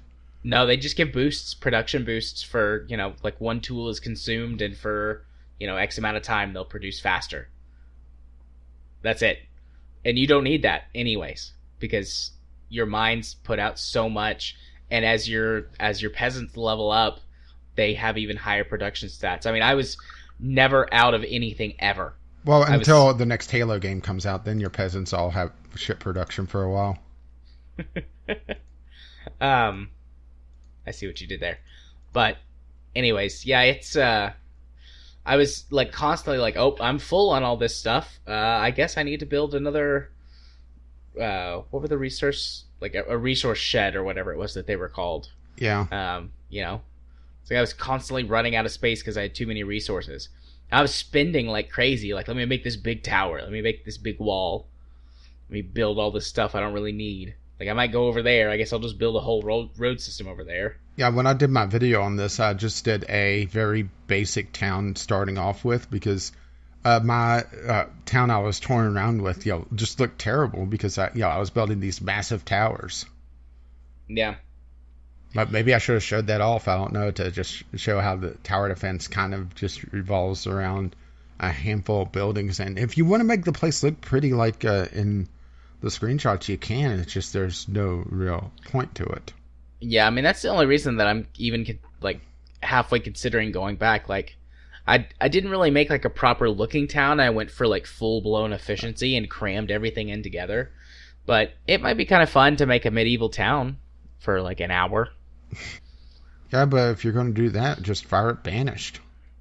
Oh, I don't have Banished. Oh, there's your problem. I think Banished is a better medieval town simulator. Granted, it doesn't have a combat component to it. I mean, honestly, if I'm going to play a game like this, I'm just going to open Transport Fever. Different type of game. I mean, it's the same basic type of game. That's more revolving around, transporting stuff, isn't it? This isn't really that. I mean, it felt more similar than more different to me because of how simple it was. Ah, okay. That's the thing. Like, I mean, complex city and town builders are a completely different type of genre. But I just felt like, I was like, okay, do I have enough roads to make sure all my grain makes it back? Do I have, like, this or that? Like, I had the roads break on me during my playtest where people were just cutting across the land. Yeah, or they wouldn't build the roads either. I had that happen a few times. Like, I'd put... The roads were the only thing that I was building, and they would just ignore little sections of road. It's like, well, what are you guys doing? Build the road. Or bridges. They would swim instead of building the bridge. It's like I didn't even bother with the bridges. The fucking bridge is right there. Just walk across it. Build the rest of it. They would leave sections out of the bridge and just swim instead of finishing the bridge. Stupid peasants. Sort of like how the game is, not finished. Hey-o. The basic structure's there. Yeah. But I'm going to swim across the ocean instead of finishing my bridge. All right. Yeah, that's really all I have to say about it. We talked about it longer than I thought we would, honestly. Mostly because we both played it. Yeah. And shared about the same results. I was hoping maybe that you had been a little bit more kinder to it, and prove me that, maybe this is a more casual city builder, and I'm coming into it from RimWorld that has, like 80 mods on top of it, making it even more fucking complex. But no? No, it is a simple city builder, but it's boring because it's too simple for someone like me who has played lots of city builders and management games and tycoon games and stuff. There's just nothing to do. Maybe it's for the people that's like, so that's what a house is like. I mean, this would probably be a good, you grow food? Holy shit. This would probably be like a good, like, baby's first city builder. Okay, we just found the market. Go get King. I'm not gonna go wake up my kid. I will show it to him, though. Fine, he can wait until the morning. Next time we play games, I'll show it to him. He probably won't like it. Not enough explosions. Yeah, not enough explosions, or cute animals, or anime boobies. I've never showed him anime boobies before. Well, I kind of figured that because you're still alive. Katie would probably kill you. Yeah, that's probably definitely illegal, because that would count as pornography. Showing pornography to a minor. That's definitely illegal. So I'm not going to do that. Yet. I'll let him find it on his own when he's a little bit older. Yeah, he needs to, be at least 5 for that. Yeah, definitely. Okie dokie. Well, that was a good, 2-hour discussion, nearly. Yeah, really. About games. I knew we'd go longer. I need to take a quick break, my good sir. Alrighty.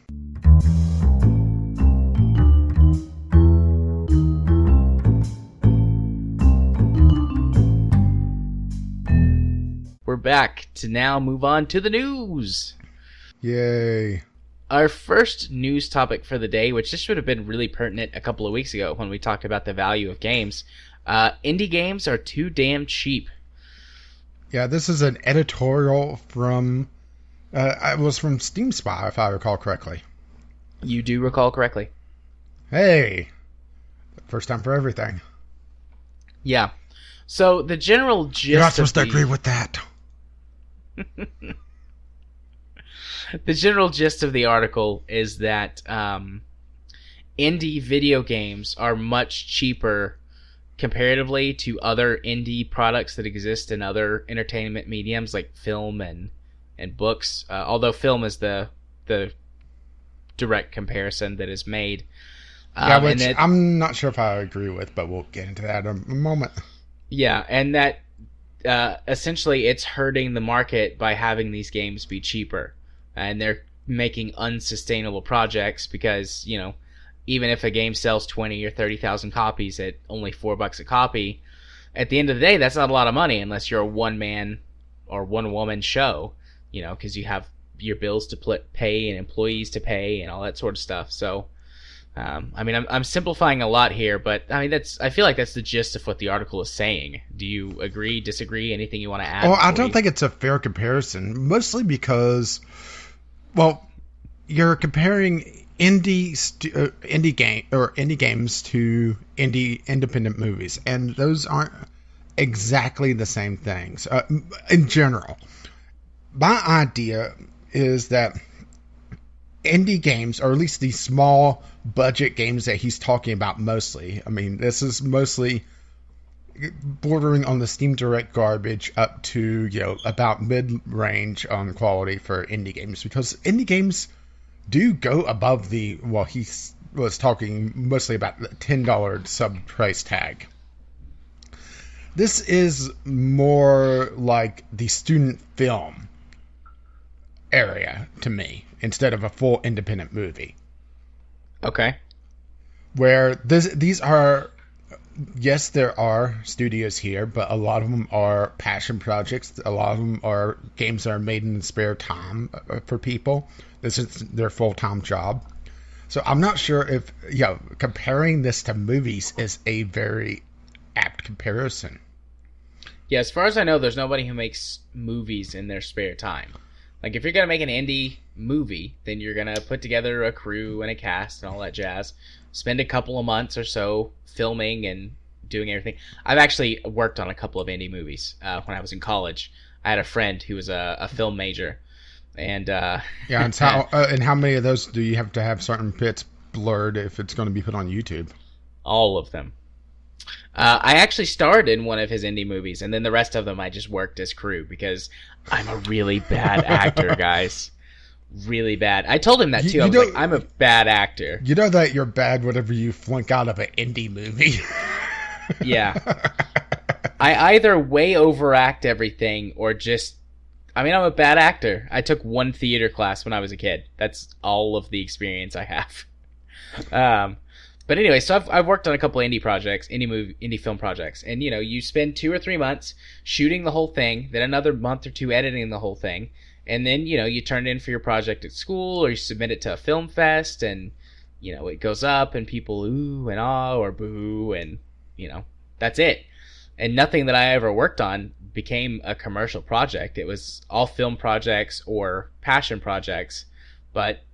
And you know, but it was also the full-time job for those people. Yeah, for that amount of time, that was what they did. They were working on that movie, sun up to sundown, 40 hours a week or more. Meanwhile, an indie developer, you know, comes home from work and, you know, works on their project for a couple hours coding or, you know, doing a little bit of art in the meantime, maybe during their break, sketch on something. It's not a fair comparison to begin with, is it? No, it's not. Even in the paid realm of indie movies. I mean, most indie movies that go on to be successes and make money typically become sort of those cult classic movies, or they get picked up. Like John Wick, for example, was an indie movie project that was a combination of a passion project and a personal project between some different actors and things. And it was really high quality, and a movie studio picked it up, and now it's getting its own cinematic universe. There's John Wick 2 came out recently, and there's another movie coming out set in the John Wick universe. It's like, and John lots Wick of 1.5. Yeah, John Wicky, where you just sit at the hotel that's in the movie and talk I guys. think John Wicky, they pull the audience to fill out the universe. And John Wick may be not so great of an example because Keanu Reeves was, I mean, one of the main people behind getting that movie made. I mean, comparing that, it would be like Dr. Horrible. Yeah, I think Dr. Horrible would be a pretty good comparison too. But I mean, Dr. Horrible was popular and made money, and it's, you know, through contracts and things like that to put it on streaming services. I guess my comparison with John Wick is more like these classic game devs going to Kickstarter the bigger ones like the Castlevania guy, or Hell, director's cut from Penn Jillette. yeah. I mean, that's an independent movie that was made through Kickstarter, but and that was still a huge project. That wasn't something that he was doing all that much in his spare time. Yeah, or Laser Team from Rooster Teeth. That might be a little bit bigger scale, but still, it's the same sort of thing. They kickstarted the movie. It was an independent production. It actually didn't do very well in theaters outside of the RT fan base because it's not that great of a movie. It's a bad movie, and in some places it's so bad it's good, but in general it's just a pretty bad movie. But anyways, I digress. We're talking about movies now. Yeah. Welcome to the film portion of the podcast. Yeah, grab your popcorn. So anyways, I think I disagree on pretty much everything that he said in terms of like his opinions. I mean, I'm not saying like I don't necessarily think he's wrong. I just have a different viewpoint than he does because let's agree to disagree. Yeah. I'm almost wanting to make that a VGL commandment. That's a pretty good one actually. I think a lot of these games that are super cheap though are games that you would consider like, I don't know, the trash, like the popcorn trash of other genres. Like the visual novels is I think the easiest one to make this comparison to. Yeah, there's a lot of cheap. Well, hell, we talked about one earlier. Yeah, there's a lot of cheap visual novels popping up, and you think, oh, that's a problem, blah, blah, blah, blah, blah. But you go look at, like, romance novels or whatever that you can buy for $4. The Harlequin. Yeah. Yeah, I mean, there's tons of examples of that in other media, and I think also, just as gaming continues to mature, you're going to get those sort of things. And also the visual novel is also a really good comparison because a lot of these games are built around the same tool or two and it's just putting assets into it, which it sounds horrible whenever you say it like that because there's the whole subgenre of the asset flipper, usually with the Unity engine, which there was a very interesting talk about asset flippers and how engines are viewed in one of the recent Creating Crowbar podcasts. How people kind of scoff at the Unity engine because so many asset flippers have used the free version of Unity and it broadcast this is a Unity game at the very beginning of this absolutely piece of garbage. Yeah, but there's a lot of great games that have been designed Kerbal. Using Unity too. Yeah, Kerbal, Hearthstone was made in I believe in Firewatch. Unity. Yeah, I think Firewatch is too. But like they use the nice paid version and don't have to say it's a Unity game. Yeah, exactly. The VGL pod or not VGL pod. That's us. VGL podcast. The co-optional podcast had that exact conversation as well a couple of months ago. Yeah, and I think it's as Steam Direct brings more and more of the trash indie games in, it's going to be more apparent that there may be a bit of a problem with free Unity, how it's perceived. And it sounds like a completely unrelated topic here, but it's really not because all these very, very cheap games brings down the average, and that's what the key point of this is. The first paragraph is, an average indie title these days is priced at $8.72 on Steam. During the last Steam summer sale, the price went down to a mind-bogglingly $4.63, and yet the average sales are at their lowest price at 21,000 copies. I don't think that's true. I mean, it might be true. Like if you take all indie games and average them together. That's the thing. But well, he's talking about in massive general numbers, and this is it wasn't Steam Direct at this point. I mean, Steam Direct is kind of the boogeyman right now, and partly rightly so, but partly not. Where if you average out 100 and a 0, you average to a 50. Right? Yeah. I think the average, whenever you take a look at sort of like, okay, what are your sort of popcorn trash games? What are your student projects that these people are trying to make up a quick buck on? Like once you get all the sort of the junk out of the way and you get to the sort of the interesting games, the ones that are, well thought out and put together and advertised and all that jazz, I think your average game price is probably going to be somewhere closer to $20 to $25. Okay, which feels about right for most indie games in general. Well, I think it really also depends on the scope and the age of the game. That's also something that's not really considered here. That's true. Now, I'm on the Steam store page, games under $5. Okay, I have 2 games here that are on sale, and they're both hexacells, so we'll just disregard those. Dungeons of Dreadmore, a pretty old roguelike, but also a very niche title. That's $4.99. VVVVVVVV, or yeah. That's $4.99, but also a niche title. It's a very difficult platformer with an Atari aesthetic. Pony Island, another niche title. Quake, which is just an absolutely ancient game. Yeah. So I think some of these are it's bringing down the average. Let's see, Guacamelee. Well, that's $15, but it's on sale right now for $5. So. Yeah, and Guacamelee's several years old at this point, too. Yeah, it's had, 3-4 different editions? Yeah. I mean, it's starting to get close to what Street Fighter 2 is. Five Nights at Freddy's. There you go, $5. YouTube bait. Yeah, Brothers, A Tale of Two Sons. It's on sale for $3 right now. That game's 4 years old. And it's also a very short title. Yeah. So I think a part of this is... Oh, well, here you go. General Jousting, $5. But I think some of this is, just niche titles that has to stand out somewhere, and they can't really compete with, okay, well, we're going to be a $15 title, but, there's another game that's very similar to it that, is $10. Yeah. Which, partly it's coming down to just how the Steam store is an absolute mess of trying to find something. Yeah. Here, Railroad Tycoon 2 Platinum, $5. Yeah. I mean, a lot of these are older titles as well, and that's another flip side of this is just as games age, unless it's an Activision game, the price goes down. Yeah.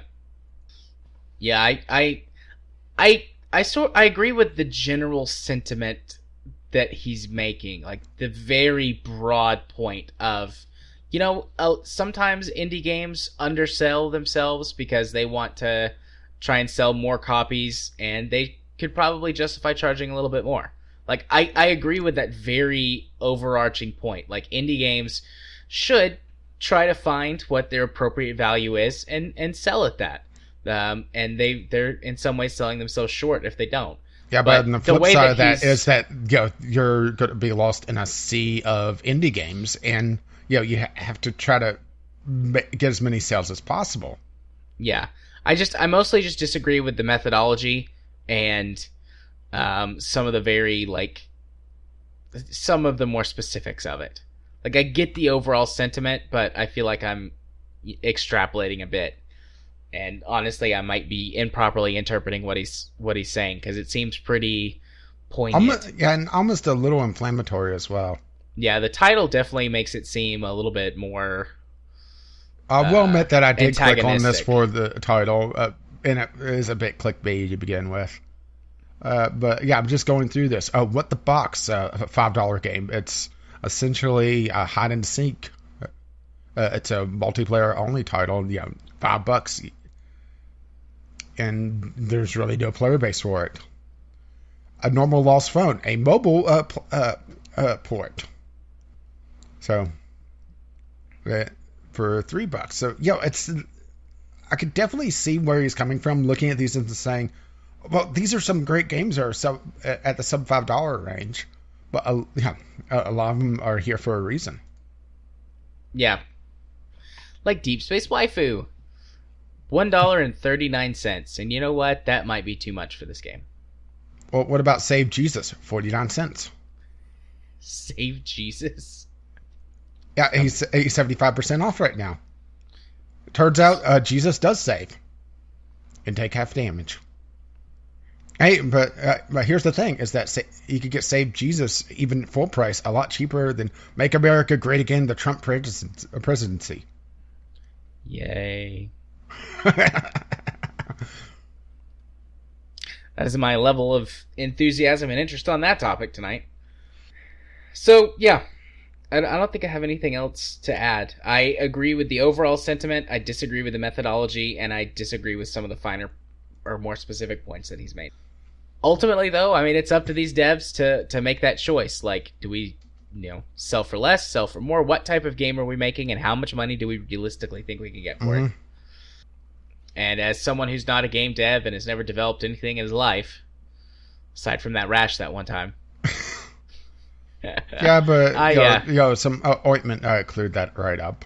Yeah. It just makes you a carrier, though. Yep. So yeah. I do think that he's looking at this from a angle that makes it a little bit more, or the problem worse than what it is, because he's not considering the part-time game dev. Yes, there are a lot of independent game devs that do it full-time, but I do think in the sub $10 range, which seems to be his big deal, and the fact that he applauds Jonathan Blow for selling his thing at, what was it, $40? It's kind of I think he may have picked the wrong game there. What about you? Maybe, because that doesn't, maybe it's just me, but The Witness didn't seem like one of those games that really stood up for the price tag. Yeah, I just don't know much about The Witness. I mean, it's overly pretentious, also known as a Jonathan Blow game. Is that puzzle game? Like with all the lines. It's essentially a line puzzle game over and over again. Yeah. On an island. Yeah, that's the one that he's applauding for the price tag. Sorry, go ahead. Of all the games, right? Yeah. Maybe it's just me picking a point that is a little bit unfair. I don't know. It's marked as not interested on my wish list, and not on my wish list. So.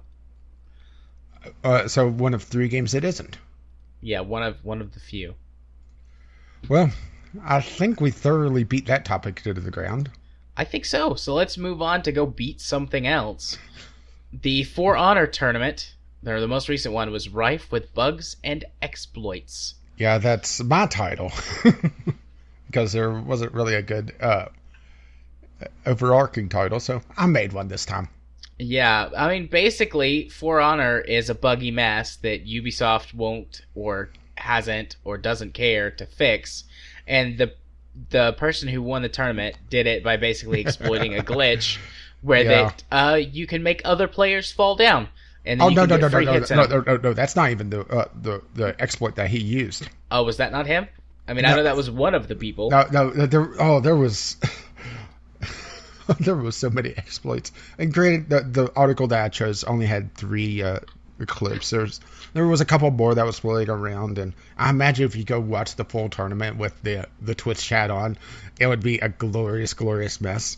But his exploit was that if you timed a certain attacks a certain way, they became now on unblockable. Oh yeah, I'm looking at it here. Okay, so.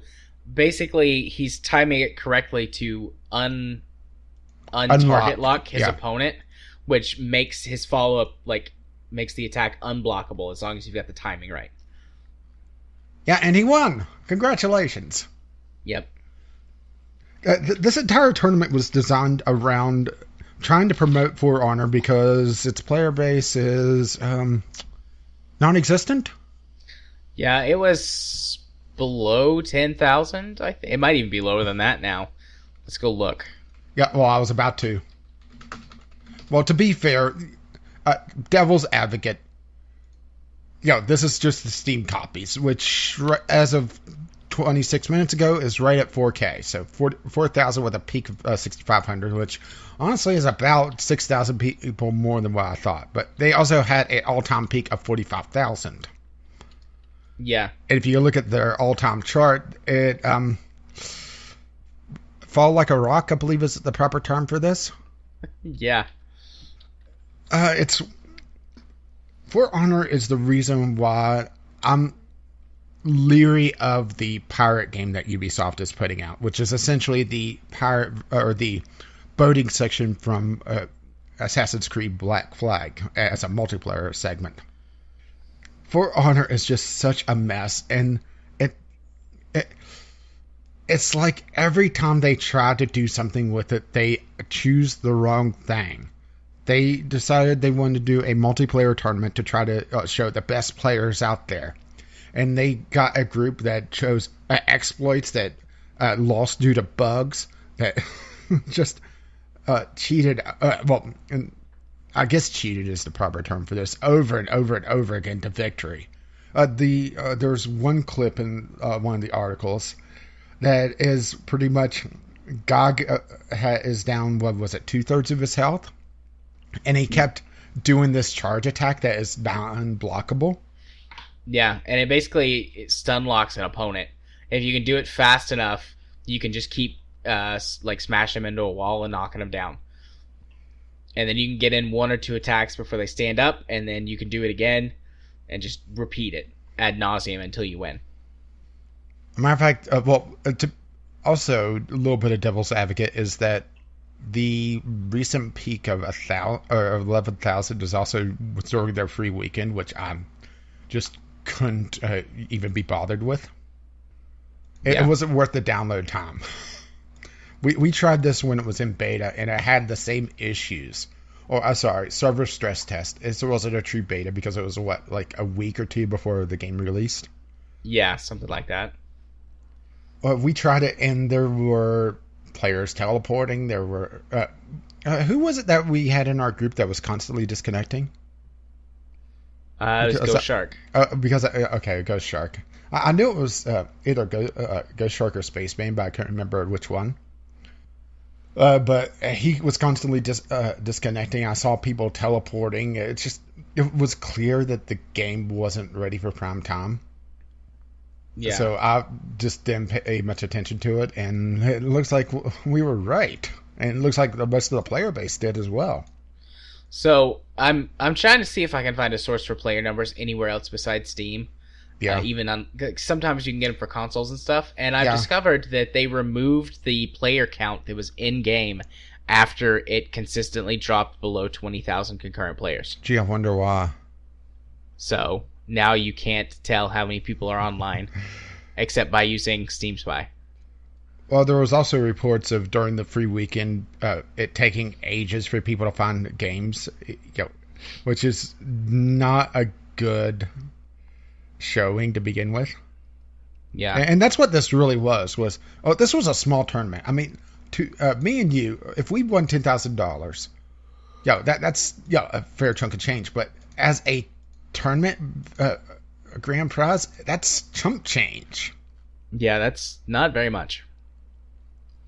I mean, there's tournaments that regularly have 50,000 or more for games that you've never heard of. No. Total Biscuit runs a bigger tournament every month for StarCraft 2. To be fair, he's also sponsored, but he's also not a multinational AAA developer. Well, and I should say Ubisoft is for at least the time being. We'll see how that hostile takeover works out that they've been fighting off for a couple of years now. Oh, I thought that they won the... I thought that was over. No, it's still ongoing. Oh, okay. Why do you think they're desperately trying to get For Honor to be a thing? They're trying to...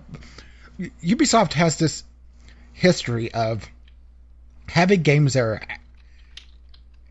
functionally maybe there, and then trying to fix them later. And I think it's finally starting to catch up with them with For Honor, because the Division had the same problems. The last, how many Assassin's Creed games had huge problems on launch and were eventually fixed, until the point that they saw their numbers drop so much that they actually took a break for a year. Which I know, take a break for a year. Yeah. It's not very long, really. Looks like the Division's doing all right now. Well, the Division got a bit of a boost whenever they released essentially the flavor of the month DLC the survival mode DLC. They got a lot of players back for that. Yeah, they also fixed a lot of issues with the game that people were having. Yeah, true, but they want a lot of players back with that. It's hard to really say that was the sole thing, but it definitely helped them out, particularly since Battle Royale has this nomadic player base that's still looking for that one game, which maybe PUBG is it. I don't know. PlayerUnknown's Battlegrounds. Or PUBG. Yeah. Or Chicken Dinner Winner or whatever. It looks pretty decent. I want to check out PUBG, but I'm not going to pay for it. At least not right now. I've got several games that I need to play right now and get through, so... I have a couple. Anyways. Yeah. What would you think if Ubisoft saw what was happening at the tournament and canceled the entire thing while people were there? I wouldn't have blamed them, honestly. I wouldn't have blamed them, but that would have that would have been even worse PR. Worse? I mean, yeah. But then again, they're not getting good PR from the tournament anyway.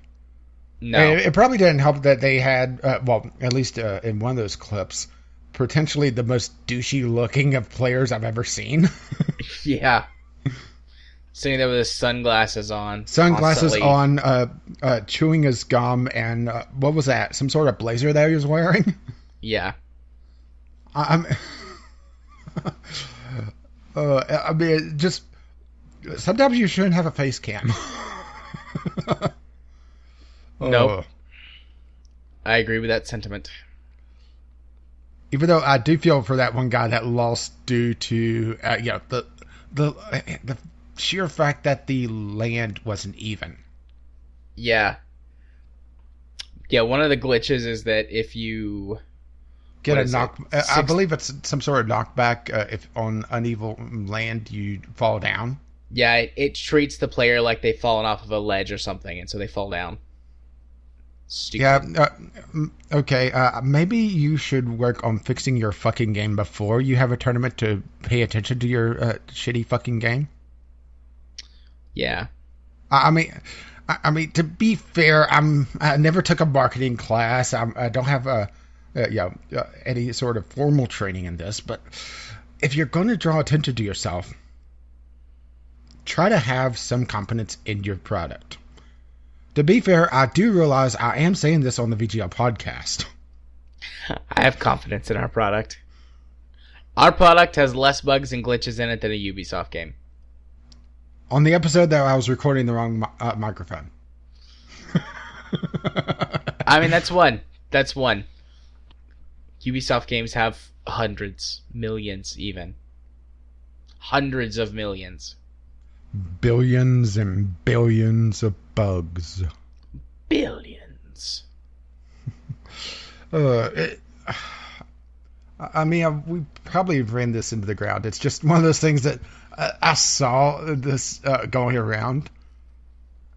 And, it's just too delicious almost. I hate reveling in the fact that For Honor is such a piece of shit. Okay, maybe not completely, but it's one of those things that it definitely shouldn't have gone to this.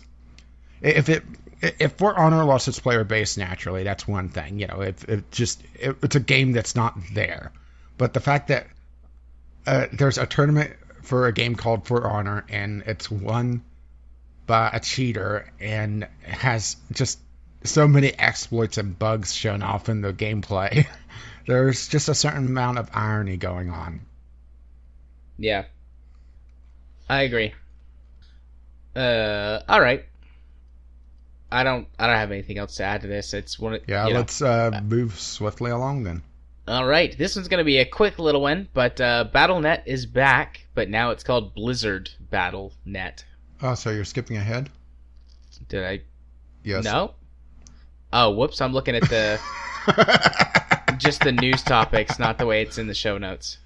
Oh, this is because you paste the things in the incorrect order, and I have to fix them whenever I go to do the show notes.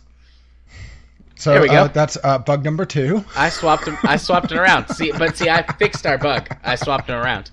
So now we're going in the correct order. See, why can't Ubisoft do this with a simple copy and paste? You know, Yeah, just copy all the code from a working game and put it into your broken game.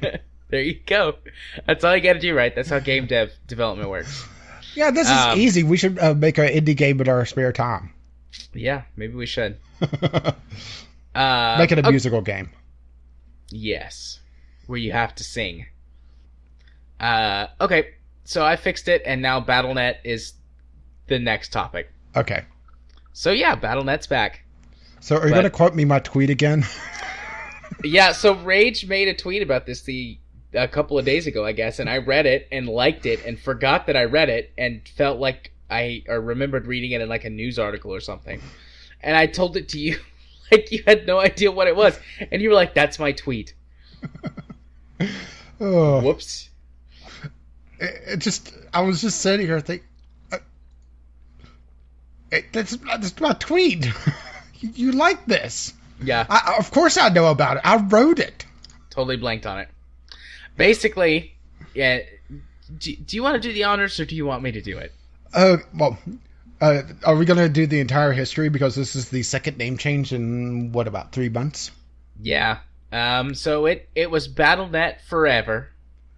And then it was BattleNet first. Then they changed it to. Sorry, I was about to make a Batman Forever joke.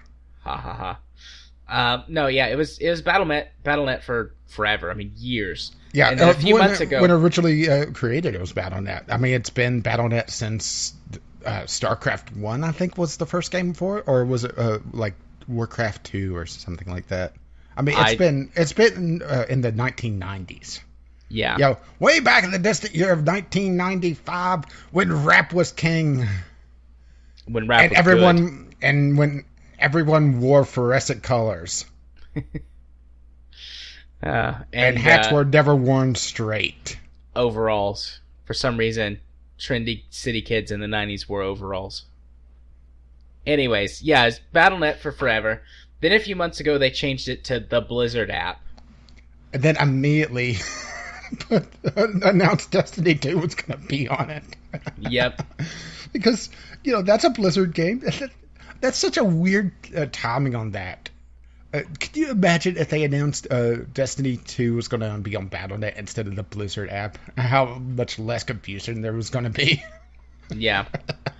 And now they've changed it sort of back to BattleNet, but it's Blizzard BattleNet. Which, what you said was that it feels like a teenager who just refuses to admit that they were wrong.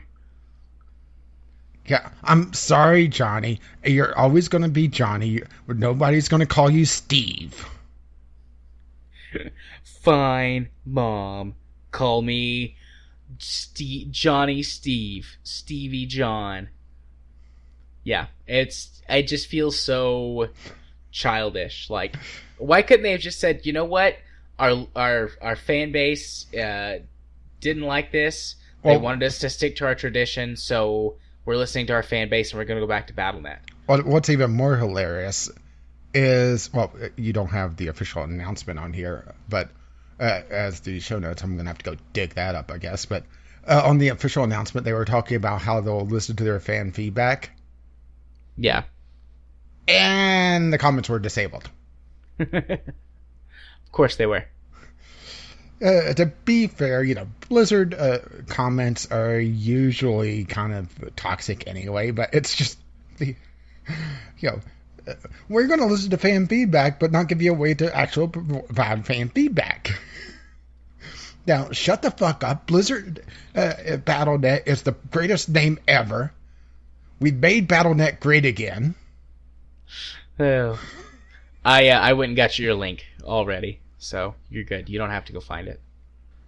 It's just... Blizzard just hit that rebellious age, I guess. Or maybe that's a midlife crisis. That was my other idea, that they're having a midlife crisis. They don't want to be BattleNet anymore, even though everybody always will know them as BattleNet.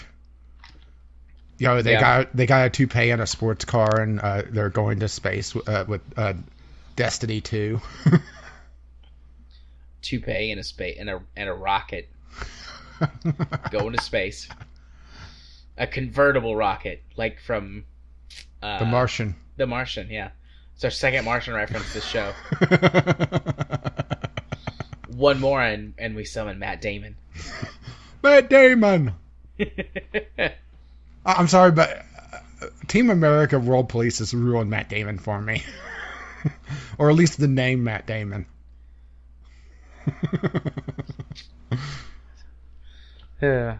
Okay, well, that was that. I just wanted to throw that in there. Yeah, it's just such a ridiculous thing in general. And it makes me think Blizzard is a bit out of touch. Why would they change from such an iconic name anyway? That's something that I've never really understood. It's like Valve saying that Steam is no longer going to be Steam. It's going to be the Valve app. Yeah. It's the level of stupidity. Maybe they just felt like they were big enough and popular enough that they could get away with it, and their fans would just go along with whatever. Also known as the Overwatch fan base? Yeah. To be fair, if I was them, I would think I could get away with it too.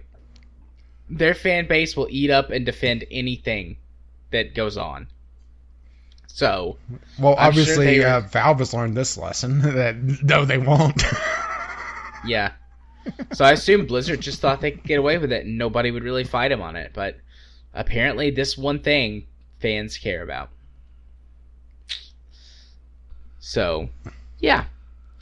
Speaking of changes from Valve, we have Steam group invite changes. Indeed. A very welcome change, I might add. This is something from a couple weeks back, just a little bit more time filler, so we don't have to do a second discovery queue. Well, at least unless one of us has absolutely terrible queues. Jared. I do have a history of bad queues.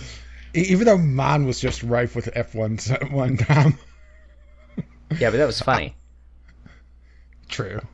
But the main change on this is trying to crack down on the Steam scammers usually it's CSGO stuff, but it's some Dota stuff and some TF2 stuff as well. Just trying to keep group invites from just going rampant. And I really don't have a problem with this. In order to get a group invite now, you have to have it from a friend. Yep, which I don't have a problem with that either. That makes sense. I was about to say, what, you don't have a friend? You got a friend in me. Quickly, let's get to that $1,000 milestone so Jared never sings again. Yep. But then you have to keep it there. Yeah. Otherwise, we're going to do a musical. Unless they really want one, in which case they'll bump it up to 1,000 and then drop it back down on purpose. But I would have fun doing a musical. Even if it was terrible. The musical podcast. I'm sure there's one out there. Maybe I'll look for it later. Oh, God. This is just a little fluff topic. Not a lot to talk about. This is just trying to really crack down on all the scammers and all of the advertisers as well, because that's another thing, is that these group invites typically will advertise their random gambling site either in the Steam name or in the group name, which it makes me wonder just how the hell they get away with it for so long. Valve just doesn't care, doesn't put any oversight in place for this, or at least they haven't before. So, I used to regularly get scammers and group invites to all of this stuff. I've blocked many users in Steam groups over the years. Mm-hmm. So, I'm very happy. Yeah, it just makes me wonder why this wasn't a thing to begin with.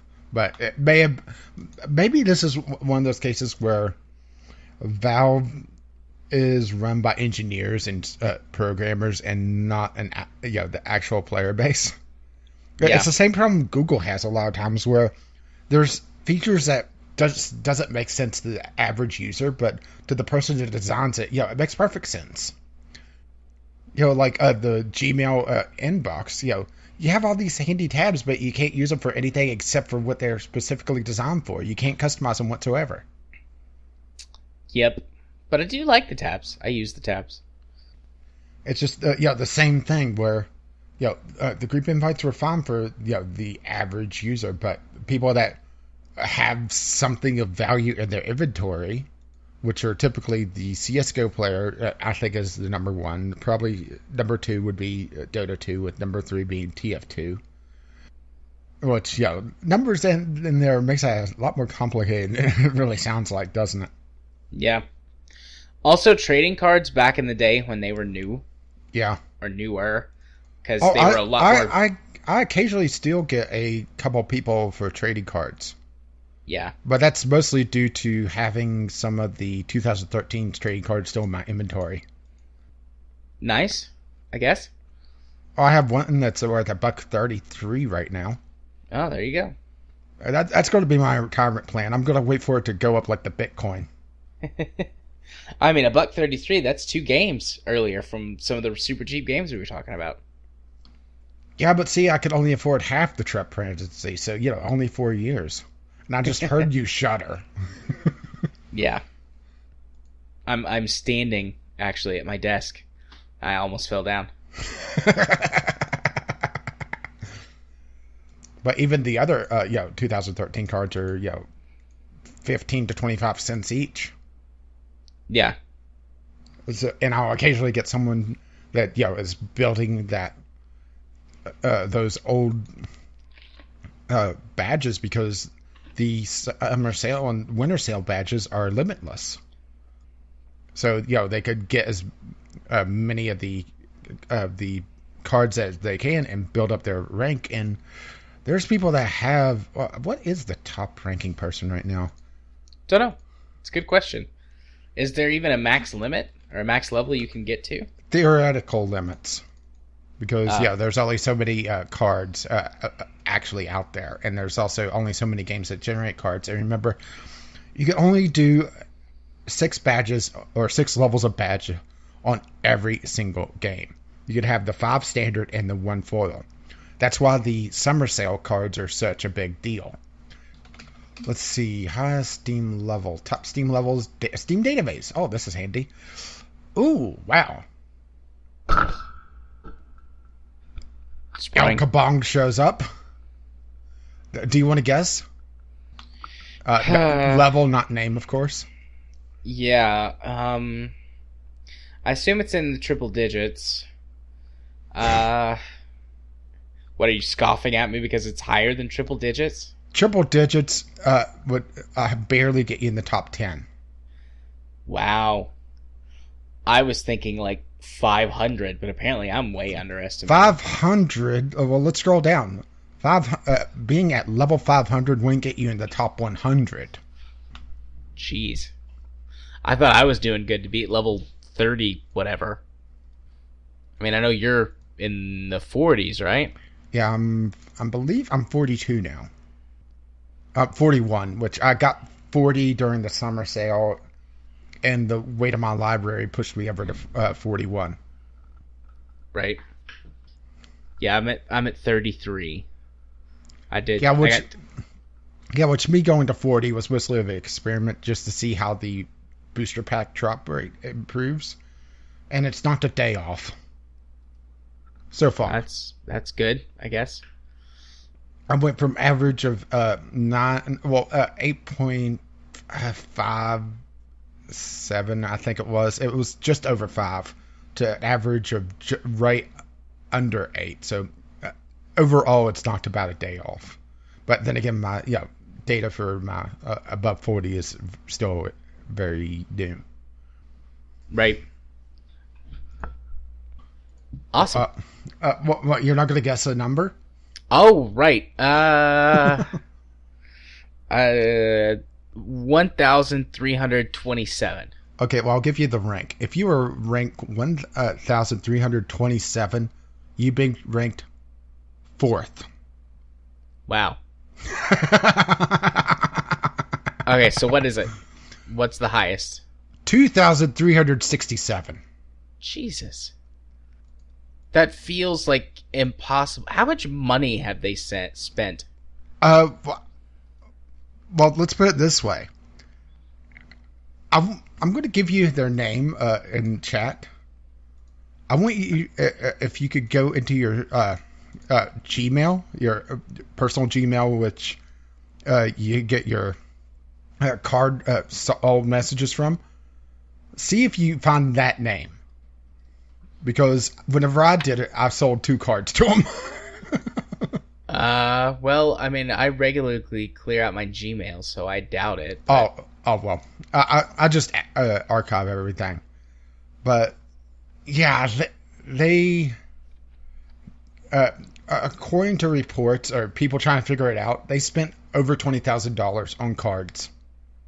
Damn. No. I haven't done the qualifier yet. Okay. In the last summer sale. God damn. I mean, I guess if I had that kind of money and I could just, like, people spend it on whatever I want. Yeah, people figured out that they were constantly buying cards to the point where they were hitting the market limits. Yeah. I mean, I guess if I had that kind of money, I'd spend it and not give a shit. Personally, I would build a space program. Yeah, and here's the fun part, is that rank 2 is 1,574. Dang. Yeah, and rank 100 is 513. Yep, good for those people. Maybe someday I'll hit 50. I love how naive you are. Well, it's in the triple digits. Dope. Oh. Some of the top people were in the triple digits. Some of them. Yeah, as a matter of fact, I believe, let me just double check this. Yeah, they have their Steam Summer badge. Well, they were given a special Steam Summer badge. And it has over 100,000 levels on it. Well, good for them. You're just mind blown, aren't you? I wish I had that kind of money. Think of all the hookers you'd have with that. The blackjack hookers. But granted, then you wouldn't have all the Steam trading cards. I mean, I sell all the Steam trading cards anyways. Yeah, I'm just... I'm looking at number 2. Number 2 has a Steam Summer Sale 2017 rank of over 30,000. Good for them. I'm very proud of them. It blows my mind that they're able to actually make that many badges, let alone, get the cards for that. But, it's, bringing all the way back around to our topic. It's the train cards and everything else is the reason why the invites had to be locked down, because, you were getting fishers that were sending people to these really, really questionable at best gambling sites, which I'm really shocked that those gambling sites haven't been locked down as well, because there's only so many web hosts out there that could build something like that, right? Yeah. I'm really shocked that they haven't been more trouble.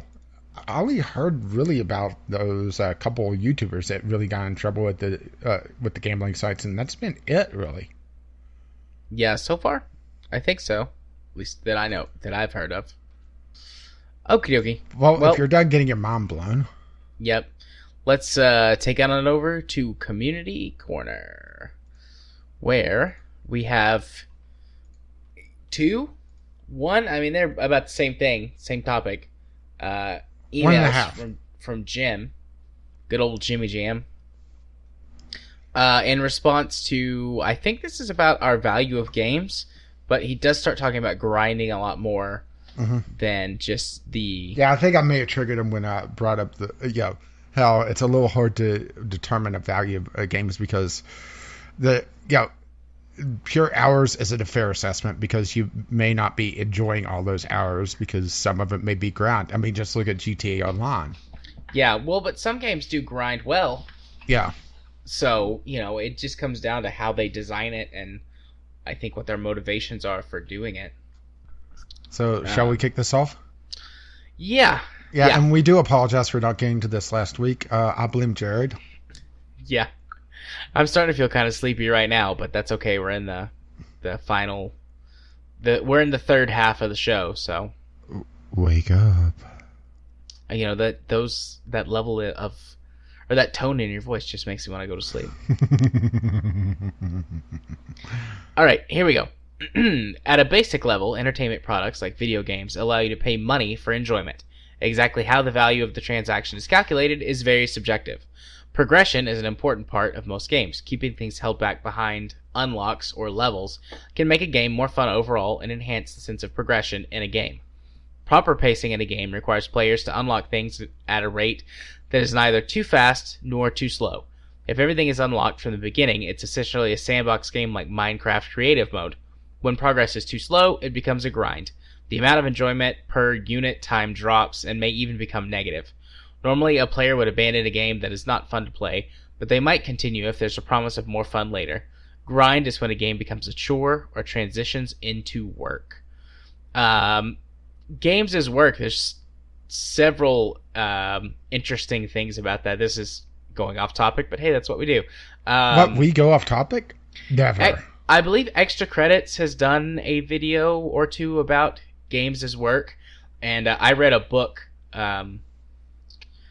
about gamification and games as work, and there was a recent study that came out that talked about video games and work, and there were some issues with it, but one thing that they did say is that the sort of daily grind in a lot of MMOs has replaced that traditional work sense that people used to have whenever they worked in more physical, like factory type jobs, where they would do the same thing every day. Like that got kind of ingrained into our culture.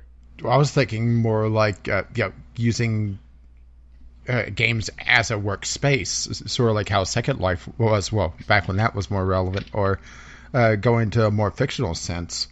Well, Ready Player One had it, but I was also thinking of the anime Summer Wars, when the main characters worked at I believe it was an ad agency or something in the game itself, and Summer Wars had this sort of VR MMO. Well, it wasn't VR, but it was presented as VR to the viewer.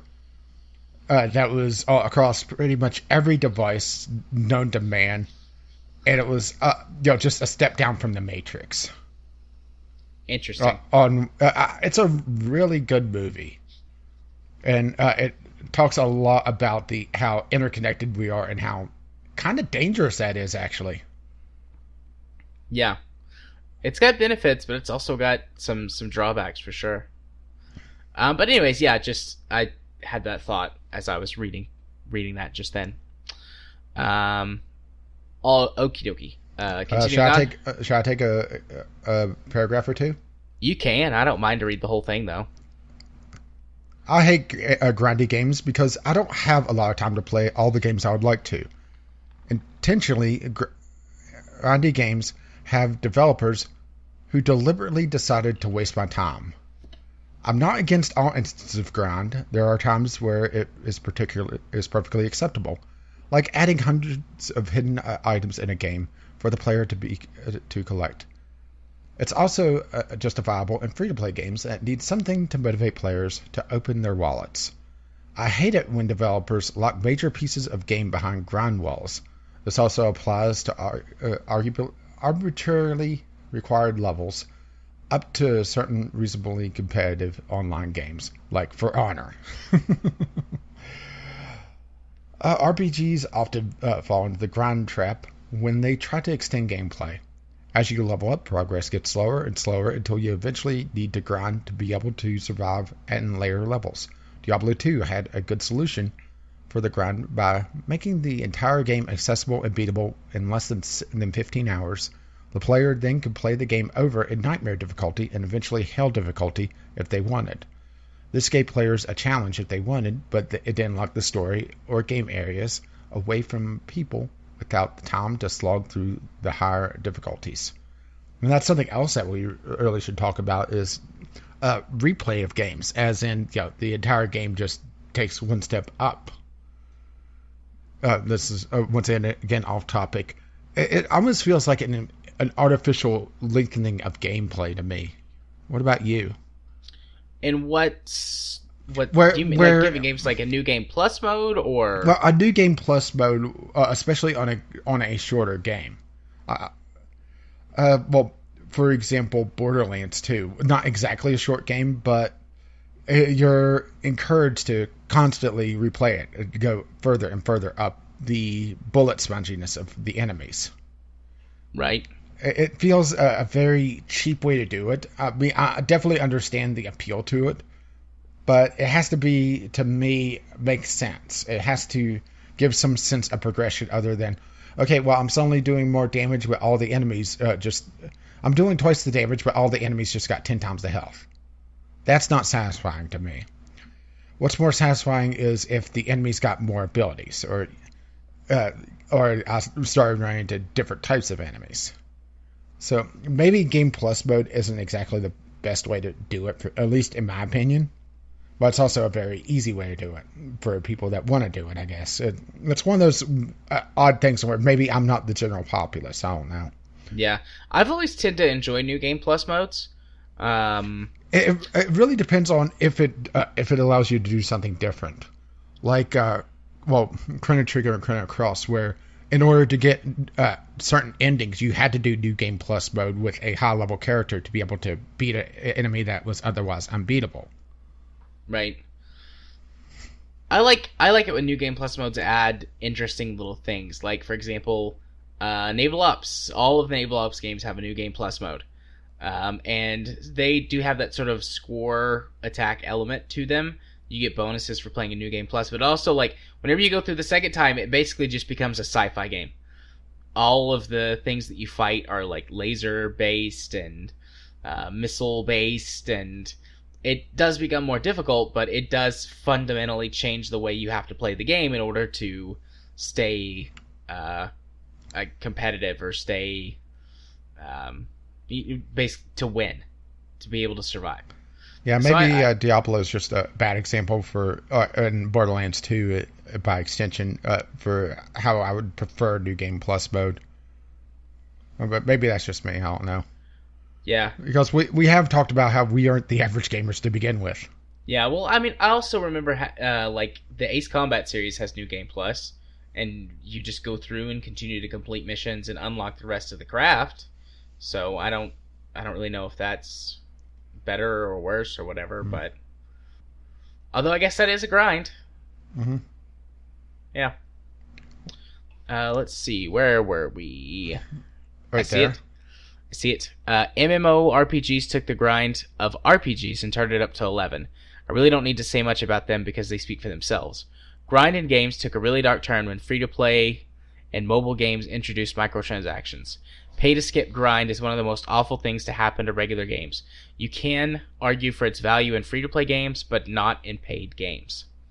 So, just recently, it was this week actually, in this week's Jimquisition, Jim took on the Warner Brothers adding microtransactions and loot boxes to Shadow of War. I think this was not a pleasant conversation. It was. He actually made a really good point that I had never thought of it before. Like, whenever companies do this, whenever they put pay-to-skip mechanics into a pay-to-play game, they're saying that their game doesn't have value, and it's actually more valuable for you to spend money to not play their game. So you shouldn't be buying the game in the first place. That is a good point. That, the game isn't compelling enough to... or it's only fun in the end game. Yeah. That's actually a really good argument. So I really liked that argument. I'd never heard anyone make that argument before. But I mean, basically saying like, if that's what your game's gonna be, I think I'm just gonna stop buying your games, because what you're telling me is that I should buy your game and then pay to skip all the way to the good part of the game instead of being encouraged to play to get there. So I'm just not gonna waste my money or my time anymore. Yeah, the problem is most people don't see that. Yeah. They see it as, oh, I get to skip the boring bit and get the most bang out of my most fun for the few hours, instead of going through the kind of boring bit where I'm not a walking god. And now I get to go fuck the spider lady. Or did you see that article going around? No, I saw that. Yeah, Shelob is actually a pretty lady.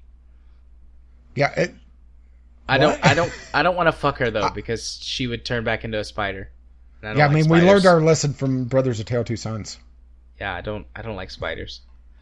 It's just one of those things that if they made this not be a Lord of the Rings game and let them just go batshit with the lore, it'd make a lot more sense, I think. Yeah. But they're trying to, use characters and do weird things. And just pissing off the fans. Yeah. Okie dokie, continuing on. Consider the typical exchange of value when paying for games.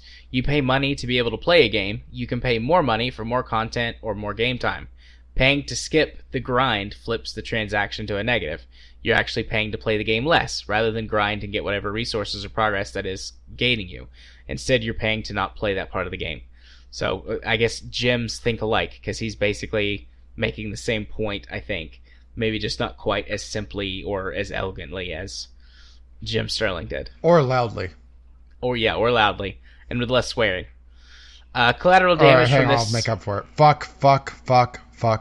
Balls, fuck. Good old swear words there. Balls. I'll wait. Jim's British, or at least that Jim. So, bollocks. Bollocks. Cock. Bollocks. Bell end. You're bell end. Anyways, collateral damage from this terrible business model includes things like removing the console and blocking mods. This makes games worse overall. Here we go. GTA Online is a great example of a game made worse by microtransactions and excessive grind. It has been stunningly profitable at the expense of players. A key observation I made when reading up on how to earn money efficiently in the game is that people were making arguments for buying shark cards by comparing it to work, specifically by calculating how much you would have to grind to earn equivalent in-game money compared to buying shark cards. The result was a direct comparison between your hourly wage at your job versus how much you would have to pay for shark cards to avoid wasting an hour of time grinding. The argument is that you're better off working for X hours to buy shark cards instead of grinding for 4X hours in-game. It's a really sad situation that the comparison would even cross someone's mind. Did I mention that I hate grind? And then he sent us another email. He hates grind almost as much as a barista. Then he sent us another email that was an addendum to the first. And it begins, an addendum for the previous email. Consider a real-world analogy to video game grind. A game can be compared to a theme park. The admission is equivalent to buying a ticket, and there are various fun things to do at the park. Rides like roller coasters are really fun parts of the game, but are often accompanied with long lines, aka grind. Long lines in theme parks are an unfortunate reality due to the limits of how many people can go on rides at a time. However, video games have no such scarcity. Imagine if you were at a theme park and every ride had a 2-hour wait. Now imagine finding out that the wait is entirely unnecessary and only there so you can't do everything in one day, thus having to buy multiple tickets. How pissed off would you be? Pissed off. Now imagine that the park sells fast passes that skip a line entirely and let you ride right away. Imagine if the park took the 5-minute pre-ride themed walk and turned it into a slow 2-hour wait specifically to sell fast passes. This is exactly the situation with games that lets you pay to skip grind. That's also known as Disneyland. Yeah, but you have to add the 100 degrees plus and 95% humidity. Pretty much. your balls are immediately stuck to your leg, and they are not coming off until you get home.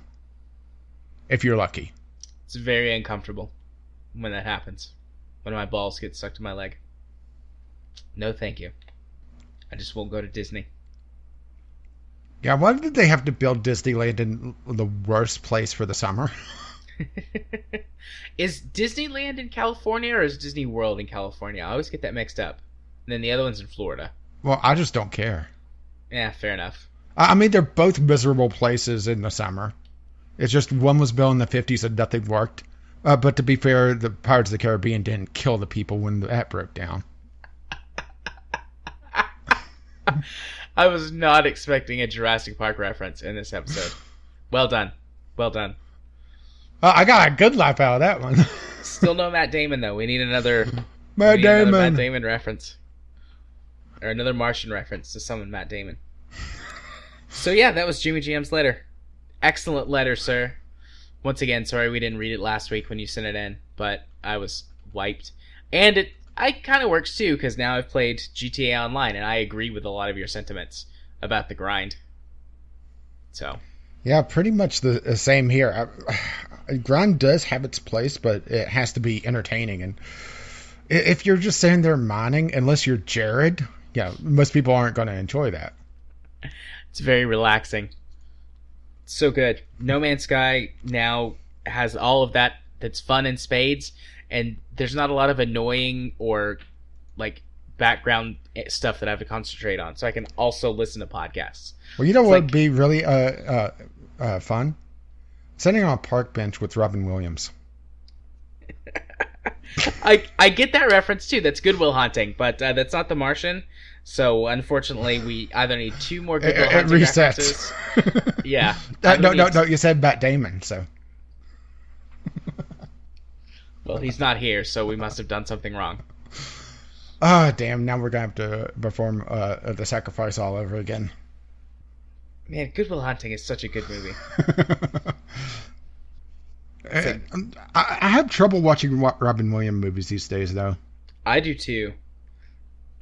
I don't want to talk about it. There's enough sadness in the world. Even more so since we lost Robin Williams. Indeed. So let's go talk about our tweets, and maybe there won't be sadness in those. Well, we only had one full tweet, but we also had 2 questions of the week. So, question of the week number 1. What is your favorite game bug / glitch? Be cool. Vampire the Masquerade Bloodlines character creation bug. You could glitch the game to assign more starting point statistics and have level 20 stats when you're only level 1. Chemist. All the crazy shit in speedruns. As a programmer, I love seeing how you could abuse the code to the point of arbitrary code execution. Which, watching games done quickly is just amazing for some of the glitches that people are able to pull off. Kyle, the Sims Demon Baby glitch. And Mel's bodies moving around in Bethesda games scared me when I walked into a cool corpse in Fallout, and it flew past into the ceiling, which Chemist has a response. I remember having to use the console command from the wiki under the section, if the quest item / NPC clips through the floor. Yeah, for me, I think it's Bethesda. Yep, fair enough.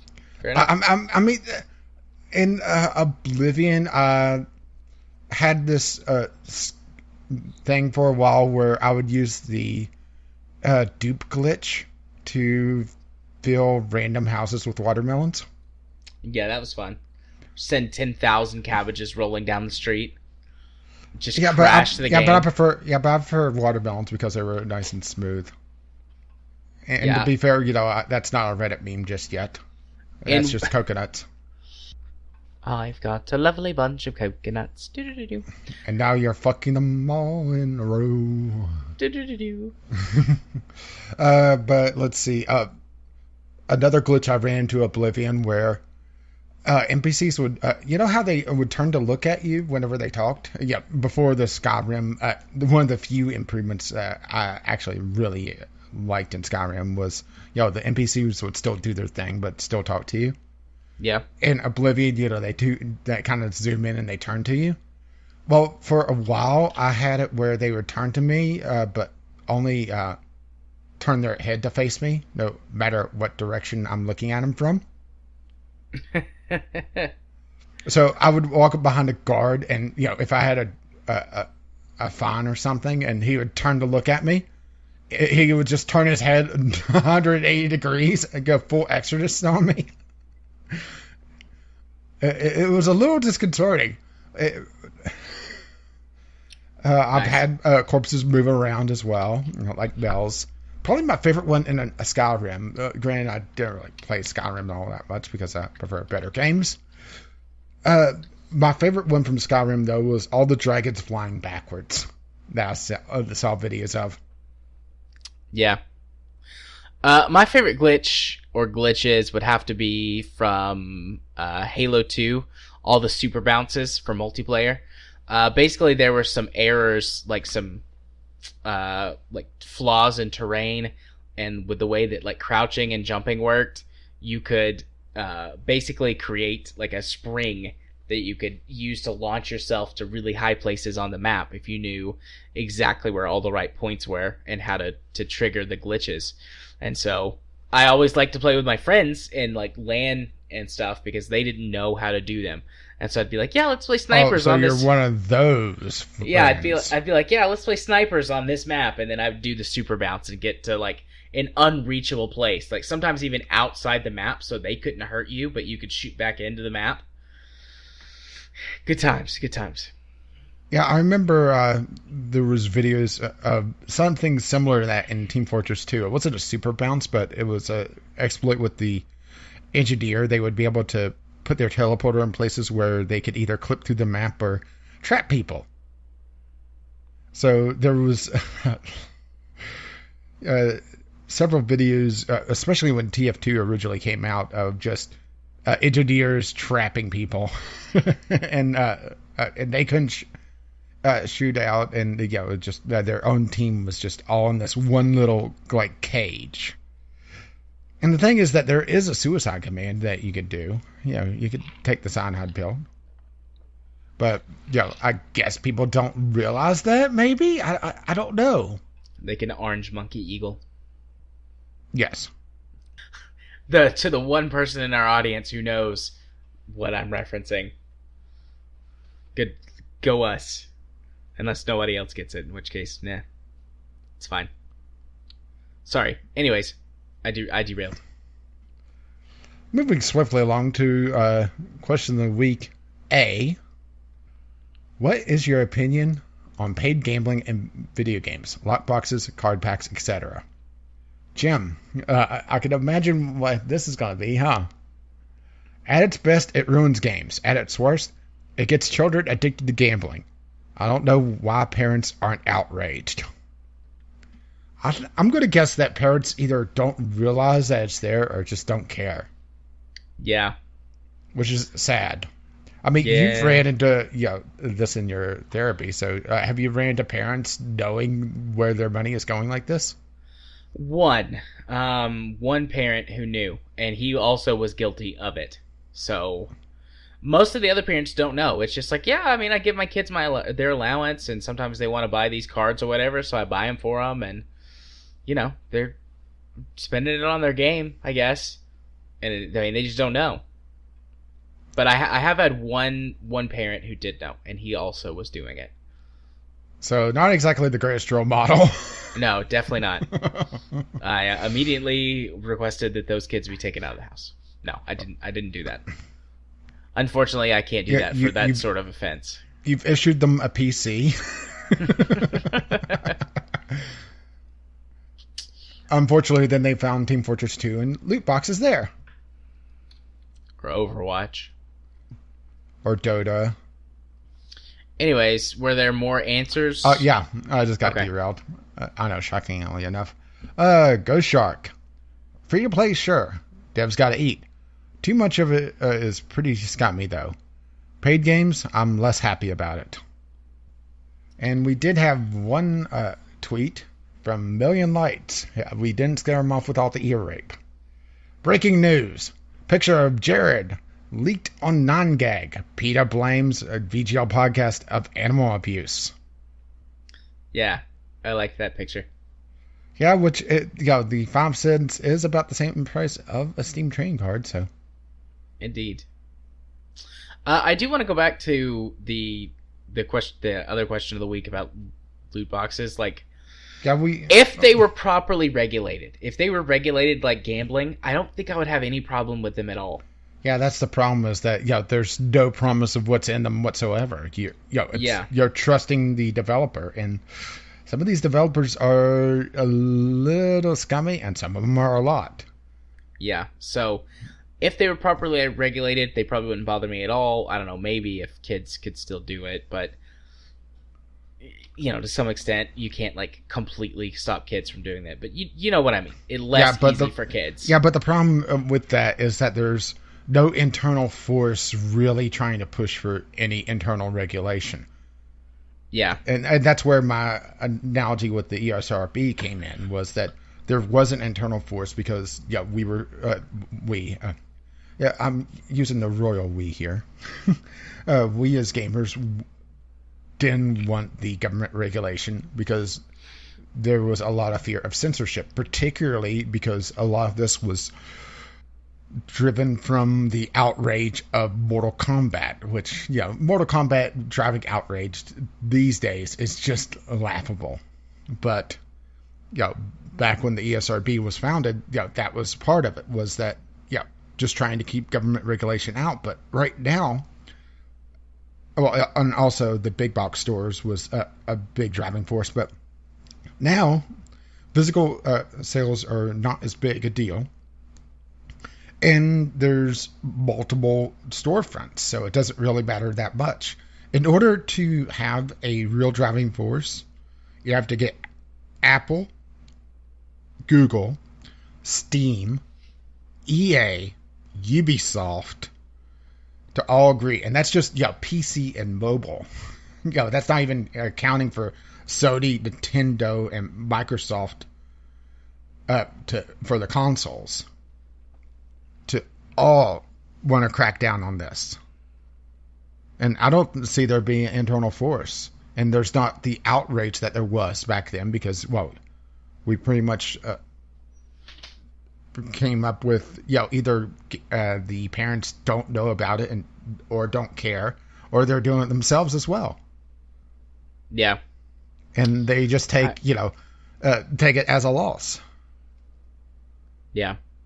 Also, I don't think that this is a political climate where I want politicians enacting this regulation. And that's the flip side of it, is that, in order for the politicians to have a good law for this, they have to be knowledgeable about it. And we have politicians that are willfully ignorant and proud of their ignorance of technology. And that's not a climate that I want to have the regulation developed in. Otherwise, we hit another DMCA. Yeah. Where it becomes a weapon because of how poorly constructed it is. Even though it was built under, DMCA is probably not the best way to, best example, but built as a tool to use to protect people. Granted, the DMCA was more about the record companies and the film companies wanting to protect themselves from, the internet, but that's getting off topic. Again. Okay. Were there more tweets? I kind of went back. That was it. There was one other talking about a direct message to you, but left that out. Okay. Yeah, that's fine. To leave it out. So, moving on to Discovery Queue? Indeed. Discovery Queue, the music. You see what I did there? You see? Well, my first game is very appropriate because it has loathing in the title. All West right. of Loathing. This is... I never played Kingdom of Loathing, so a lot of the charm about this game is probably lost on me. But I've heard a lot of people talking about this, so yeah, I'm throwing it in. What the hell? Okay. It's essentially they call a slapstick comedy stick figure Wild West adventure role-playing game. And Okay. it's all stick figures. I think I've seen that game. Yeah, I mean, you've Before. probably seen Kingdom of Loathing. West of Loathing is brand new, and it's being suggested because similar to games you played, Maze. Very positive reviews in the top sellers and recommended by Total Biscuit. So there you go. Huh. It's interesting. I need to reload the page to see some of the stuff didn't load. But this game is Dinosis Survival.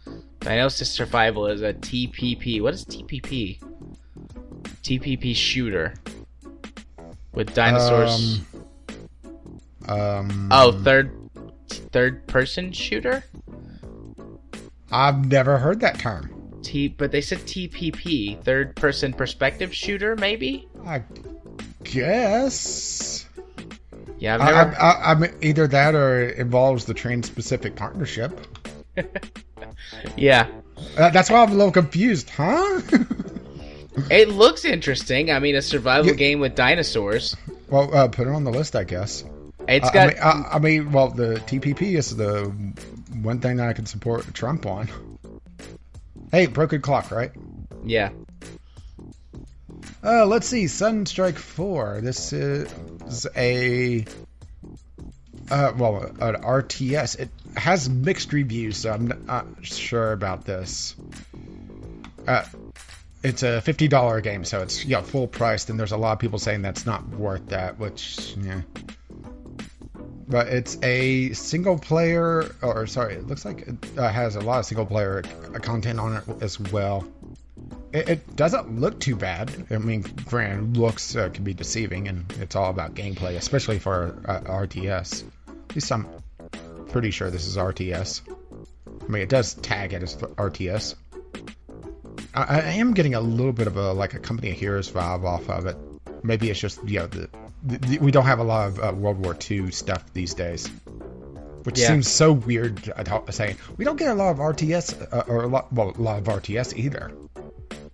But I'm not sure about the price tag. It's something to add to the wish list though to check out some other time, I guess. This looks. For some reason, Sunstrike seems familiar, but I can't place it. This is the fourth one. It's from Calypso, so. The Tropico guys. Yeah. So I'm blanking on the. It seems familiar, but I'm not placing it. And it looks like most of their. They have a lot of videos on this game. Looks like it's more squad based than anything else, though, which does make me feel like a Company of Heroes, which isn't a bad thing. Smaller groups. Yeah. I'm just watching some of the videos, and it does have a definite Company of Heroes vibe to it. Granted, it doesn't look like it's built around covered mechanics, though. Definitely one to check out, though, right?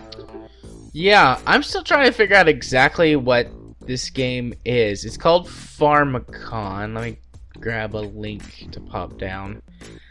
It looks like a combination of a puzzle game and maybe like a programming game. You have got a drone and you're programming the drone on the fly to effectively fight monsters and zombies. But in the video, it looks more like a puzzle type game than a programming style game. But yeah, especially with grabbing pieces of the code. Yeah, but then there's another menu where it's like there's beams of light that you're adjusting inside. And you can see it on one of the screenshots. Actually, it's the third screenshot. I don't know. It looks neat.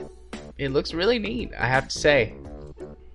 Well, I'm getting good stuff on my Discovery Cube. My first 3 are all worthwhile. Oh, I've skipped a few. I had a couple of crappy ones. My next one is Crash Day Redline Edition.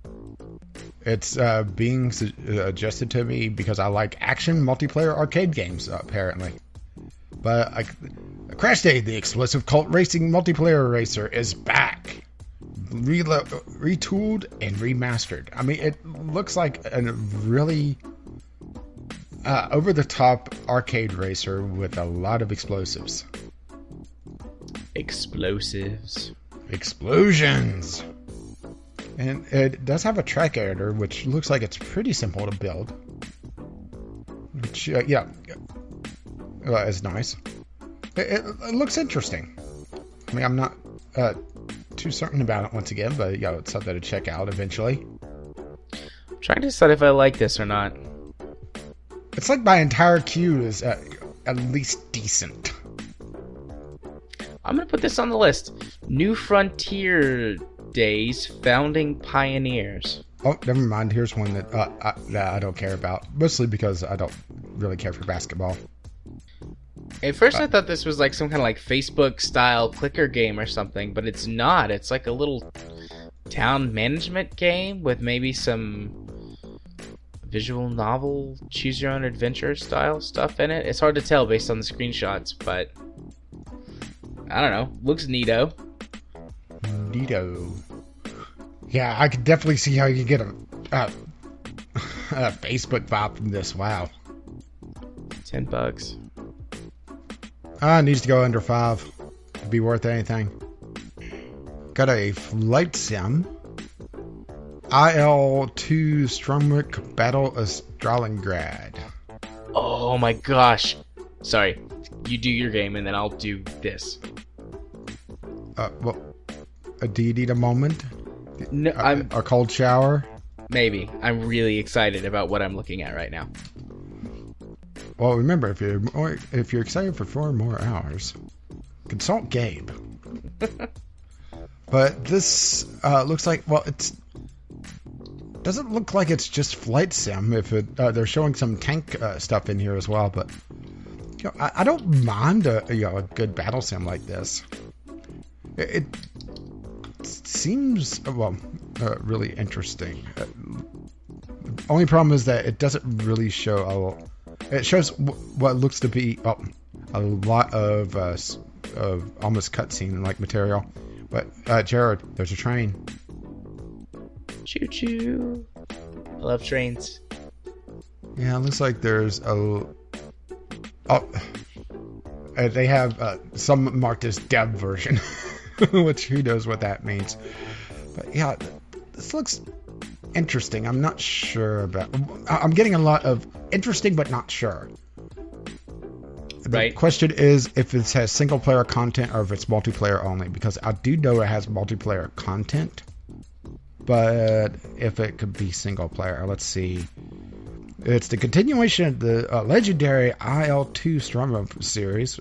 Never really heard of that. Guess it's not very legendary. Have you seriously never heard of the IL-2? But maybe I'm just blanking on it. Okay. Which is very possible. Good games. They're one of the best old school sort of World War II flight sim games that I've ever played. I've not played too many World War II flight sims, so maybe that's why, I played a couple, but those were mid-early 90s. Yeah. Mostly. So, maybe it's just I played it, but never really paid attention to the name of it. Yeah. It does have a single-player campaign. That's what I was wondering about. But yeah, it looks very pretty. Assuming these are proper screenshots. Okay. So, remember when we did pitch a game a couple of weeks ago? Yes. And I said that I wanted sort of a realistic, semi-realistic transport type game in space? I present to you Interstellar Transport Company. Well, it's basically exactly what I asked for or pitched as a game idea. I am so happy. It's releasing today on early access. So I might, if it's not too expensive, I might just out of like sheer giddiness and like, I don't know, taking a plunge, purchase Jared, this game. down. We'll see if it's not too expensive. Well, on the flip side, I think I have to mention this one since it came out. I got Tiny Rails. Nice. A mobile port that you spent a lot of time talking about a few months ago. Yeah. No idea how it's going to do. It looks like it's on early access though, so I'm not sure if they're, if this is the base game and they're bringing in more content, creating more content, or what's going on with it. Yeah, I've actually seen and looked at this game. On the PC version, they've taken away a lot of the mobile stuff, like wait around for your thing to upgrade. And well, considering it's $10, yeah, I would hope so. And there's no more premium currency. They've added some additional interactive features to make it more game-like. So they're doing a lot of work with it. Yeah, they're actually, I guess, trying to make something more akin to like a proper port, as opposed to just slapping a mobile game on Steam and adding the PC tax. Yeah, which, I have no problem with it. They're actually doing work on it because, going from mobile to PC is a very different beast. Yeah. And I do believe that's the end of my discovery queue because I'm just going forward and I'm not seeing anything else of real interest. But hey, once again, I picked up 5 games on my discovery queue. Yeah, I had 4. That's a pretty good week for me. Granted, why do I have I probably played that one series and I just blank on it, Yeah, because for a while Sturmovik series.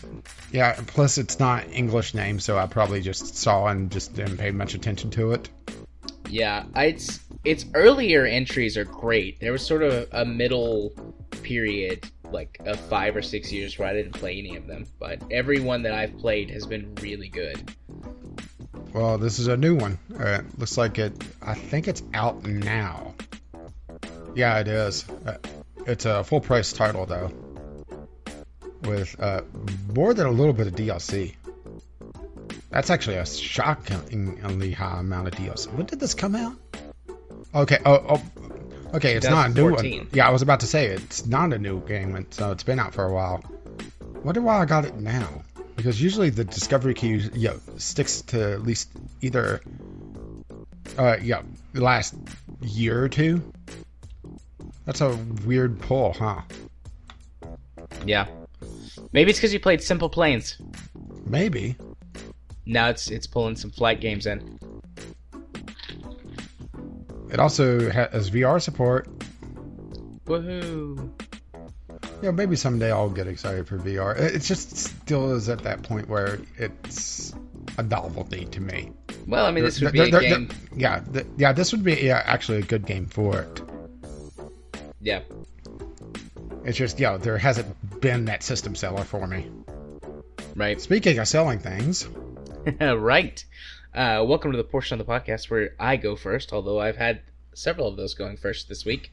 But I'm here to tell you about my stuff. Shill my stuff. If you want to sell follow it me, even. Yeah, maybe even sell you something. If you want to follow me on the YouTubes, subscribe to me. You can do so by searching for Gaming Psychologist. I would greatly appreciate it. Coming up on the channel this week, Divinity. Shocking. The podcast. Shocking. The other podcast that I'm on, Straight as a Pretzel, with one of our dear listeners to this show, Kimmis. We try to have episodes out on Mondays, and then I pop them up on my channel a few days after they come out.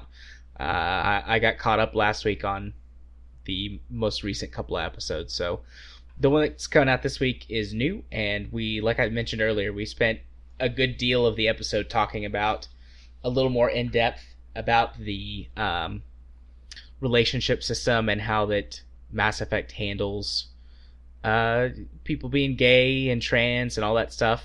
So if you want to hear some more about that, Straight as a Pretzel. You can get that at straightpretzel.wordpress.com, or you can find it on my YouTube channel. If you want to follow me on Twitter, you can just go at JMA4707. It's been an extra political weekend with all of the stuff that's going on. You political this weekend? Duh. Also, there were a lot of tweets about No Man's Sky, so you you get whatever comes up. There's no telling what I'm going to tweet about. So, yeah, you can, again, at JMA4707. If you want to watch me stream games on Twitch, you can do so over at twitch.tv/jarthur4707. Apologies about last week. There was a mix-up, and it turns out I had to go get my mother-in-law from the airport Friday, so I was unable to stream.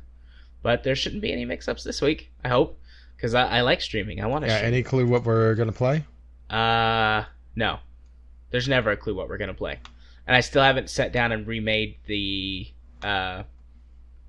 games list for stream nights. I don't know how I lost a Google Doc, but I did. That takes talent. I probably accidentally deleted it on my the folder on my PC where it syncs up, and then it was gone forever. And then, let's see. I'm talking a little bit more, trying to shill more things, and that's got me all messed up because I'm usually pretty short and sweet. But I've done everything except for Steam. So that's a first. So if you want to be my friend on Steam, you can send a friend request to jarthur4707. I accept all friend requests from you lovely people, and everyone truly has been lovely that has sent me a friend request and spoke to me. And if you wish to let them know exactly what episode of the podcast you're coming from, the password this week is Sojourn. Sojourn. It's a good word, but not a funny word. Well, simple. You're on the Sojourn. Nope. Good try. Good try. Good effort. Well, I tried. Can't make you trick all the time. Plus, I had the better one earlier. Yeah. Just Jurassic Park out of nowhere. That was good. That was good. Well, if you wish to see some of my other good stuff, boy, you out of luck. But if you wish to see all the rest of the stuff, I do 3 Let's Play series over at Gaming with Caffeine Rage. I have The Incredible Adventures of Van Helsing 3 still ongoing. I'm honestly really just slogging through that at this point, seeing what the story does, because gameplay-wise, it's just not there. They simplified it way, way, way too much. I have RimWorld that's modded all to hell. And, well, let's see. My kitchen caught fire in the last episode, if I recall correctly. That was fun. Oh, and some caribou broke into the base and started trying to kill everyone. All right. What can I say? RimWorld has some wacky stuff that goes on at times. And then occasionally, people die. Good for them. Hey, I guess at least they get their escape. Yeah. And unlike Groove, forced to carry around a crate forever. I haven't gotten Groove yet. Actually, where is he on my name list? I would have to dig out the name list, which requires me to reach over here and grab it. Groove's not too high on the name list, unfortunately. Did have Spaceman. Both his parents showed up. And yeah, he has a weird family. Let's put it this way. His dad was in his 70s, and his mother was a 16-year-old. Okay. Interesting. Sorry, Spaceman. But yeah, RimWorld. Weird shit. And then, of course, Divinity Original Sin is coming up this week as well. Going to have next week a odd episode where I have to split one recording to 2. I think I know how I'm going to do that. It's still going to be a little weird, but I blame my co-host. And I wonder who that is. Oh, wait.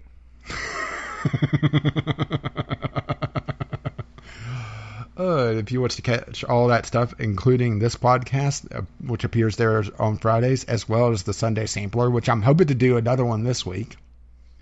I've taken 2 weeks off, just kind of resetting and hoping I get something actually decent to play. Because you've heard what happens when Jared plays everything he gets. It's utter shit. You can find all that over at Gaming with Caffeine Rage, or if you wish to see me tweet somewhat randomly and find what Jared's going to tell me about a few days before he tells me about it, You can find me over at Gaming with CR on Twitter. No, I'm not going to let you live that down just yet. Oh. And speaking of website and addresses, since I didn't do our proper outro to the community corner, probably just due to shock that we actually had content for it, you can email us, vglpodcast@gmail.com, with your letters, voicemails, and gaming-related topics, or just tweet us, VGLPodcast, on Twitter. If you wish to help pay for this absolute madness, you could contribute to our Patreon campaign, patreon.com/VGLPodcast. Or if you wish to see the show notes and see if Jared remembered the timestamps, or if I have any weird typos like that one visual novel, you can find it over at vglpodcast.podbean.com, or just go to Google Play or iTunes, Stitcher, or wherever podcasts appear. Well, at least ones that Jared's put up. If it shows up somewhere where Jared hasn't put it, that's impressive. Proliferation. Our intro and outro music is On the Ground by Kevin McLeod, as well as our Discovery Key music, Doobly Doo. You can find his work at Computech.com, and... as always, as his lovely music starts to roll across my voice. Bye-bye now. Doobly Doo. Bye-bye. And Jared, too. Also, enjoy your long episode this week, guys. We did it. We did it.